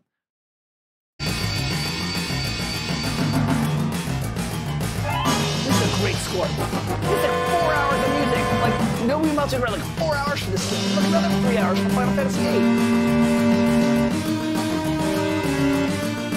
Ba-da-da. There's your half step with an intermediary tone.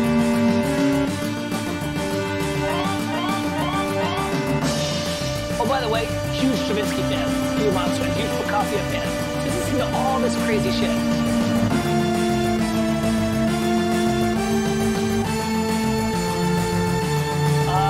Roland MT32.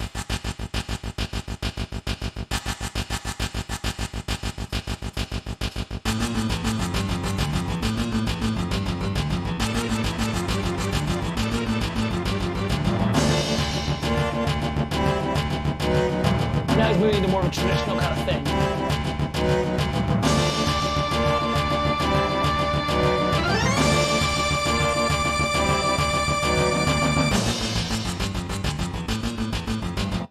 All right, so we have 2 more pieces to listen to because I want to address the minor ninth a little bit. Oh, Cedric, have a great night, man. That was fun, man. Hey, by the way, here's to drinking hard. All right, I'm gonna pour myself one more, and then we're gonna like finish up with this. So that's that kind of last way you can be dissonant, and that's way beyond the scope of Farkle Friday. That's like contrapuntal is like, dude, you gotta write that out, and you gotta be like, what's going on, and like, what intervals am I hitting? Are my rhythms working? But the last thing I want to talk about is this.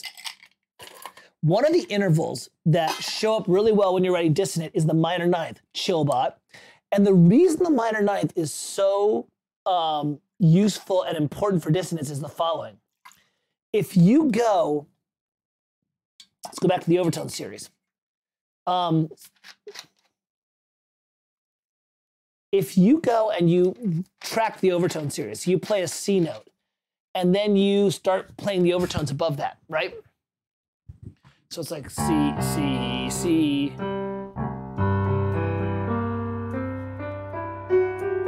You do that whole thing when you start going up. The minor ninth doesn't appear until like super, super high up, like multiple octaves. What that means, that now minor ninth is an octave plus a half step. It's not this, it's this. And the reason it's so grindy, at least in EIS, is because it doesn't appear in the overtone series till like multiple octaves away. So it's really outside the sphere of our traditional building of resonance and of overtones. Now, that's why when jazz composer's voice lead and a minor ninth creeps in, it's a big no-no. Now then, of course, Chobot's like, oh, minor ninths are great and fantastic. Well, yeah, of course, you have to use them correctly. For example, if you use the minor ninth, you can soften it by adding the dominant seventh, the flat seven underneath. Sure, and there's a reason for that, because the overtone supports it and you're creating a consonant third and blah, blah, blah. Also, there's an element of composition. If you start with a pedal point and then the minor ninth appears above it, right? Okay, well now what's happening is the main thing is becoming those chords in your right hand, and the other thing is the pedal point. Okay, well that's playing on our psychology of how we listen to music. Yeah, that's totally fine. And that's where people will say, well, the Phrygian mode has that. The Phrygian mode is that what is it? What is it? Yeah, that's right. There's the Phrygian mode. But what you don't do is you don't do this. You don't go. Well, no, you can do that actually, but you can go. Unless you want the effect to be weird. But if you start and you're going, like, what you don't want to do is you don't want to do this.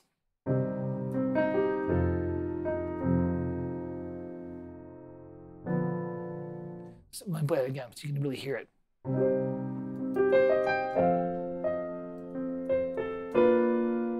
That sounds like shit. Because what did I do? I did my C minor triad, C minor seventh, and then my, you know, F9, F dominant ninth chord. And then what you really want to hear is just a nice consonant resolution. And I'm going to put the minor ninth. Sounds like shit. But once I add this, it sounds great, because now I've added the seventh. So the minor ninth has to be used judiciously. Having said that, because it is unearthly and certain non-European scales use it, most notably Arabian and stuff like that, it's great for implying something otherworldly and crazy. And a great example of this is my favorite thing. Wrong. Rob's gonna call me out. I don't care. I'm writing what I want to write, when I want to write. Dancing Mad. Check this out. Pedal point on the whatever, let's say it's in C, and the first thing you hear is a D flat triad over it, and it's like super gnarly. But the whole point is that the villain in this game is crazy at this point in time, and he's built this like, you know, castle of madness or something. So.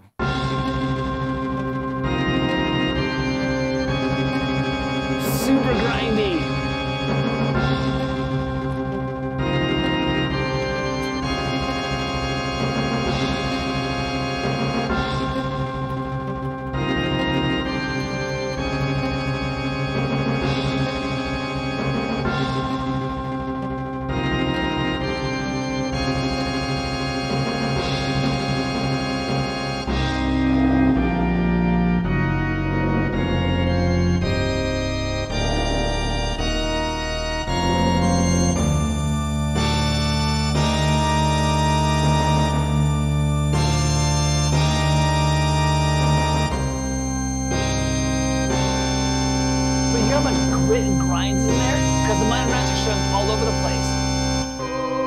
Now moves into another area. Oh, Rob, you're saying that chord where you said it sounds like shit, it's a wrong moment. Yeah, it is a total wrong moment, because you're basically playing an overtone that really doesn't exist in the series, or if it does, it exists very, very far away, which is why if you spread the minor ninth out several octaves, you can actually get it to work. I can do this if my C is way down low and my C sharp or D flat is very high, it works, and it's called, in EIS, it's called distant relations. And what it means, it's far enough away in the overtone series that your brain kind of separates it out. But that Dancing Mad, it's called Dancing Mad. It's from Final Fantasy VI. And like, he's really pounding that minor ninth in, but he's being smart because he's building a pedal point down here and then building it over it. But he's also, the whole point is that the villain at this point is completely crazy. Like, he's basically built this like Tower of Madness, and you have to, the final battles, you basically have to ascend the Tower of Madness. It's like, if you look at this piece, it's like 17 minutes long. It's because the final battle is like, it's like 20 minutes. Like, you basically only loop through the piece like once, you know? It's ridiculous. Oh, Ninja, you just missed the minor ninth, Chobot, motherfucker. All right, we're actually gonna finish up for a sec. Camouflage, yes. This is very funny, yes. All right, I got to wrap up for a sec, but we're not going to leave without Requiem Canticles because we're talking about dissonance, and dissonance can be incredibly. We're going to listen to the prelude and the exaudi, and so Stravinsky in this piece, by the way, Chillbot. Did you hear the Dancing Mad Chillbot? Because if not, we're going to play it one more time because Robert really liked it. I'm going to play it one more time because it's really, really good. Listen to this minor ninth and like how it just works because it's based on a pedal point and it's kind of like moving in it. And once again, kind of like John Williams, you got a strong triad up here. It's not just a minor ninth just for the hell of it. It's not like that. But if I'm building a strong triad and then down here,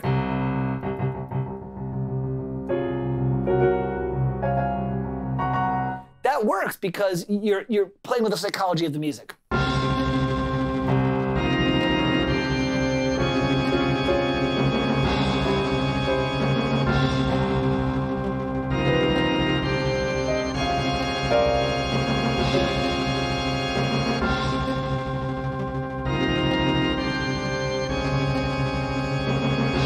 Grindy, but it's so good here. It's so good. And if you're playing this game, if you ever played this game, you're looking up this tower. It's like all like, you know, retro SNES, Nintendo. And you're like, up on top, he's like casting down lightning and he's like, I am the ruler here. This is like his maniacal, you know, I'm going to transform the world. There's that minor ninth Chillbot. But it's all over pedal. That's why it works. There's your minor 1 to 4 major.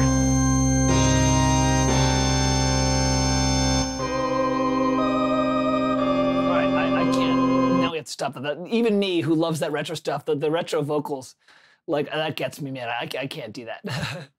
Yeah, no, Rob, it's real good. And Rob, you know what? They've done that live. If you go to YouTube, you'll find some live versions of that where they actually try and actually do it with live instruments, whether they do a synth like rock ensemble version or they kind of get some orchestra.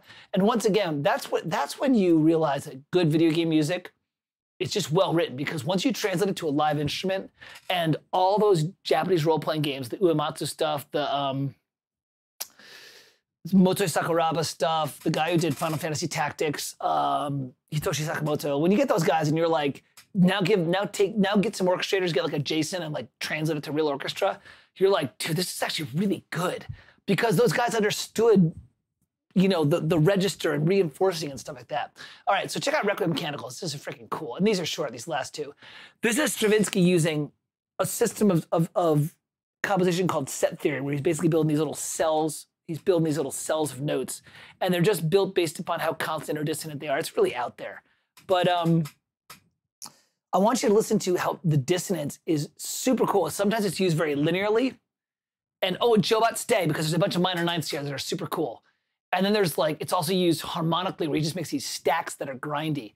Now, this was Stravinsky's last piece he wrote before he died. And the Requiem Canticles are based upon Requiem texts. So, I mean, it's pretty obvious, like you know, you probably, at some point in time as a composer, you start to know your time is, you know, kind of limited. You know, you're gonna kind of be moving on. So this is a really cool example of him like, why is this not working?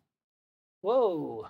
Very strange. Sorry, usually it kind of expands to fit the whole thing, but I guess it's not. Whatever, I don't know what I'm doing wrong. Somebody fix this. I don't know why it's not working. Whatever, here we go. Doesn't matter, not important to this right now. Here's Requiem, check out this minor ninth Chillbot.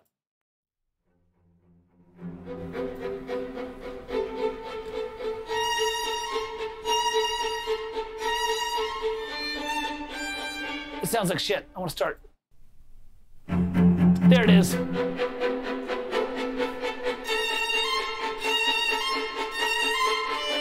This is the prelude, instrumental prelude. That's the way a staccato should sound.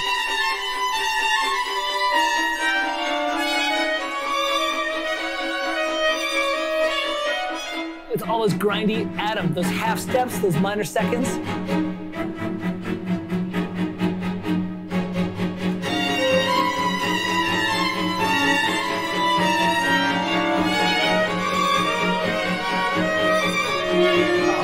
So good. You can't listen to it for hours, but you can listen to it for like 5 minutes.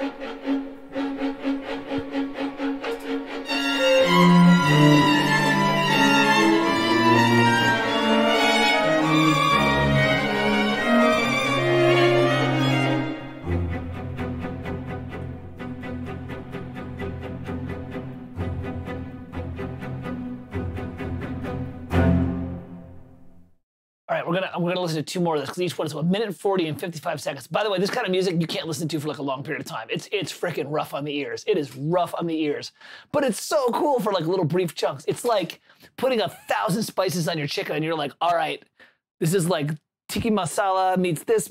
Like I can only have a little bit, but it's so good. Listen to this choir though. This choir's coming with these dissonant chords, these really stacky. Oh, it's so good.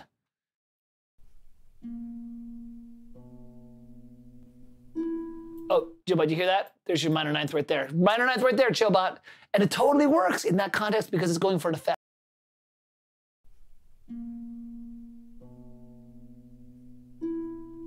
Minor ninth from the beginning of the Exaudi.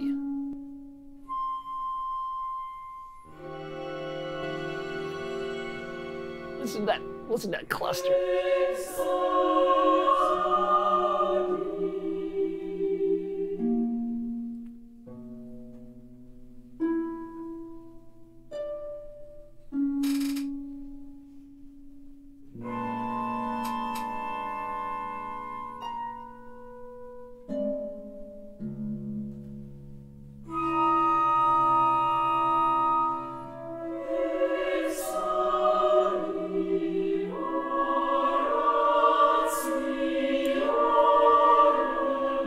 This is hard to pull off as a choir because you're not, there's no references to your tonality here. You're just singing intervals and hoping you're balancing.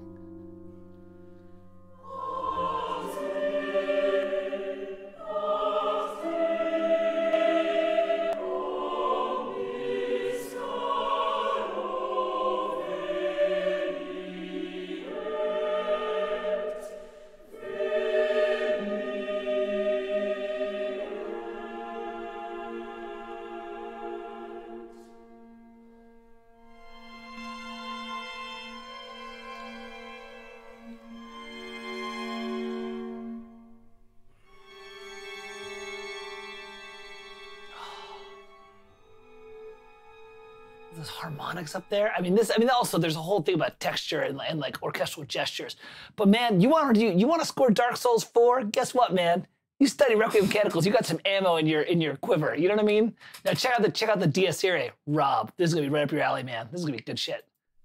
I couldn't even begin to analyze this because I read a graduate paper on this, and this is all about cell theory, where you're basically building pitch classes, and they're all kind of referenced, they're all related by intervals, and you flip them and you transpose them, and it's like, it's out. Like you gotta work at this. Like this piece, like that 1 minute and 43 seconds would probably take me like 2 days of like composing in terms of like trying things out, keeping my you almost have a grid of like pitches and you're kind of like, stacking them. Like you're not, it's rough, man, but the end result could be amazing. Listen to this, Dies Irae.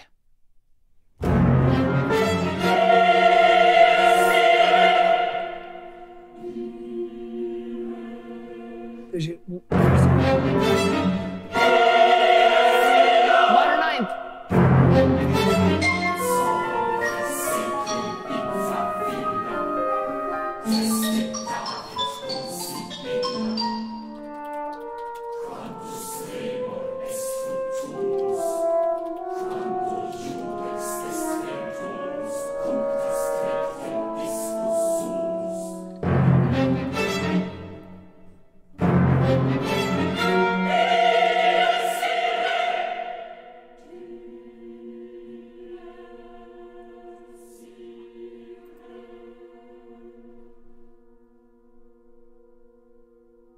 So, this is the last thing. Rob, this ties one that you're saying. You're like, how do you actually implement the dissonance? You hear that where he's like, he's like, jun, jun, jun, jun. One thing you can do is you can, if I want to do like runs, like, funny enough, Chillbot does this too, I think. You pick intervals that you like and you just break them out and stack them horizontally. So maybe I'll do like a run, and of course with the real orchestra you have to pass it through the instruments, but maybe I'll do a run where I do start on a C and I'll do a tritone, then a major second, then a minor third, then a major second, and then I'll repeat that pattern. So it's like, so what happens is the pattern kind of just like moves you in and out of keys, but it's like pretty cool. Get this right.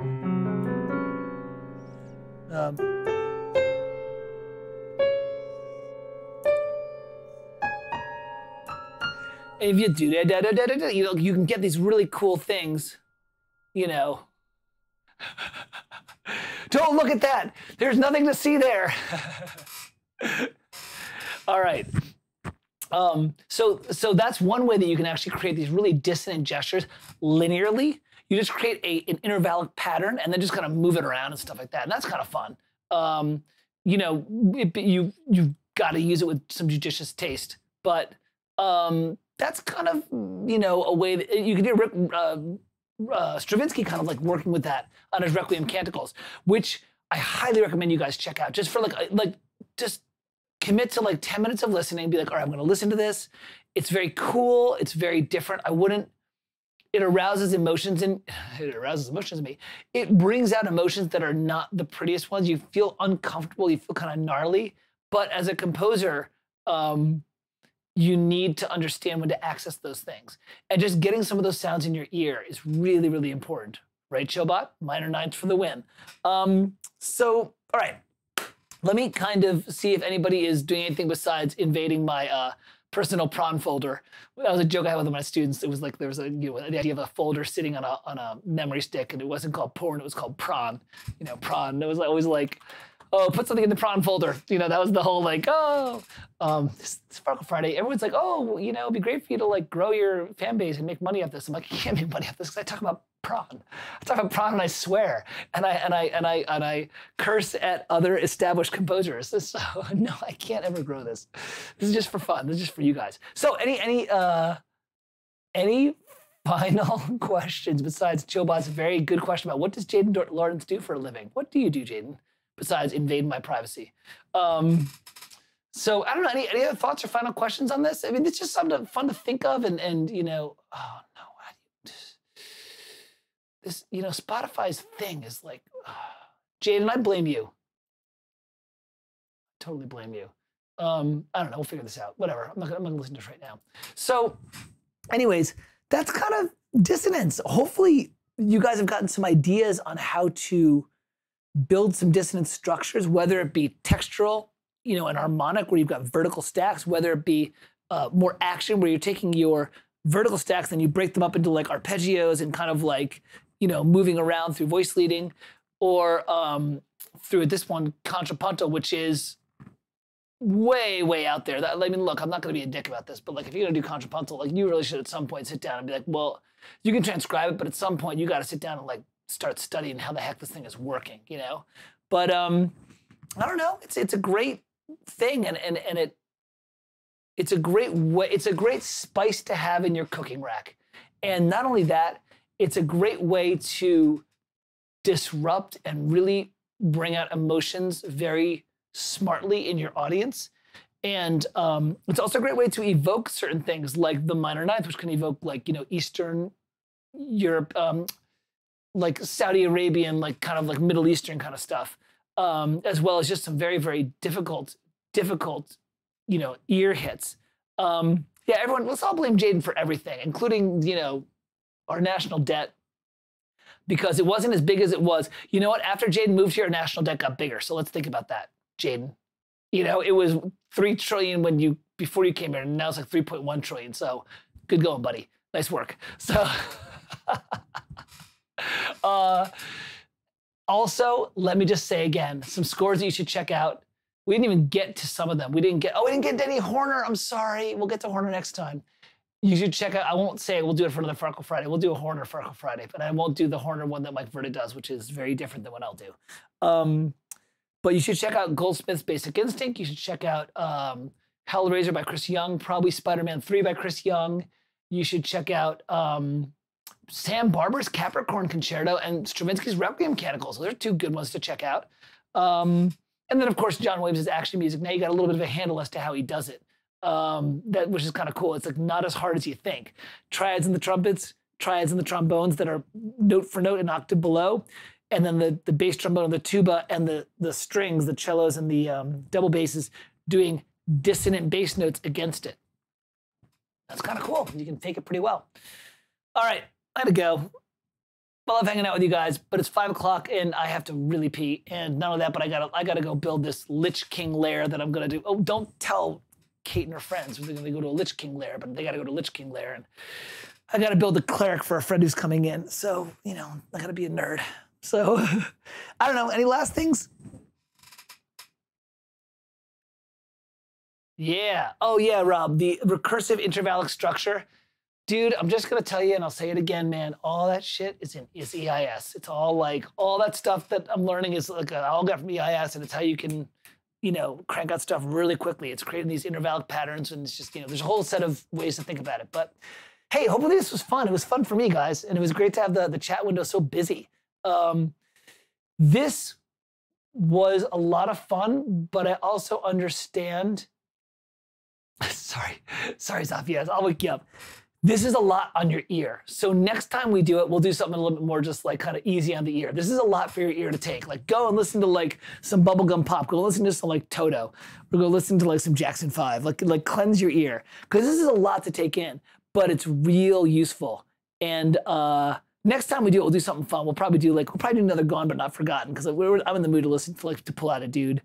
And at some point I gotta start doing my own stuff. I will at some point. I just, like I said, I don't want to do just library stuff. Like, not that library's bad, but like, you know, I do a lot of like crime drama stuff. And it's basically just like ticking licks, you know, kind of like pulsing, you know, you know, kind of thing. And like, and that's fine. There's nothing wrong with it. It pays the bills. It's fun, but it's not what makes us better composers. It's not kind of where I want my composing career to go. I'd like to go into things like this and do more of these kind of interesting, very, you know, emotionally nuanced stuff. There, that's the Farkle. Now, I've had enough beverages that I'm like, the filters are down. I'm like, that's what I want to do. So when I show stuff, I want to make sure that it's that, which I'm not ready for yet because my template's not done yet, and my mixing is not done yet, and I'm shy. So, all right, ladies and gentlemen, thank you so much. I hope it helped. It was a lot of fun. I'll see you in a couple weeks for the next Farkle Friday. Be well, be safe, continue to drink. Good night, everybody. Take care.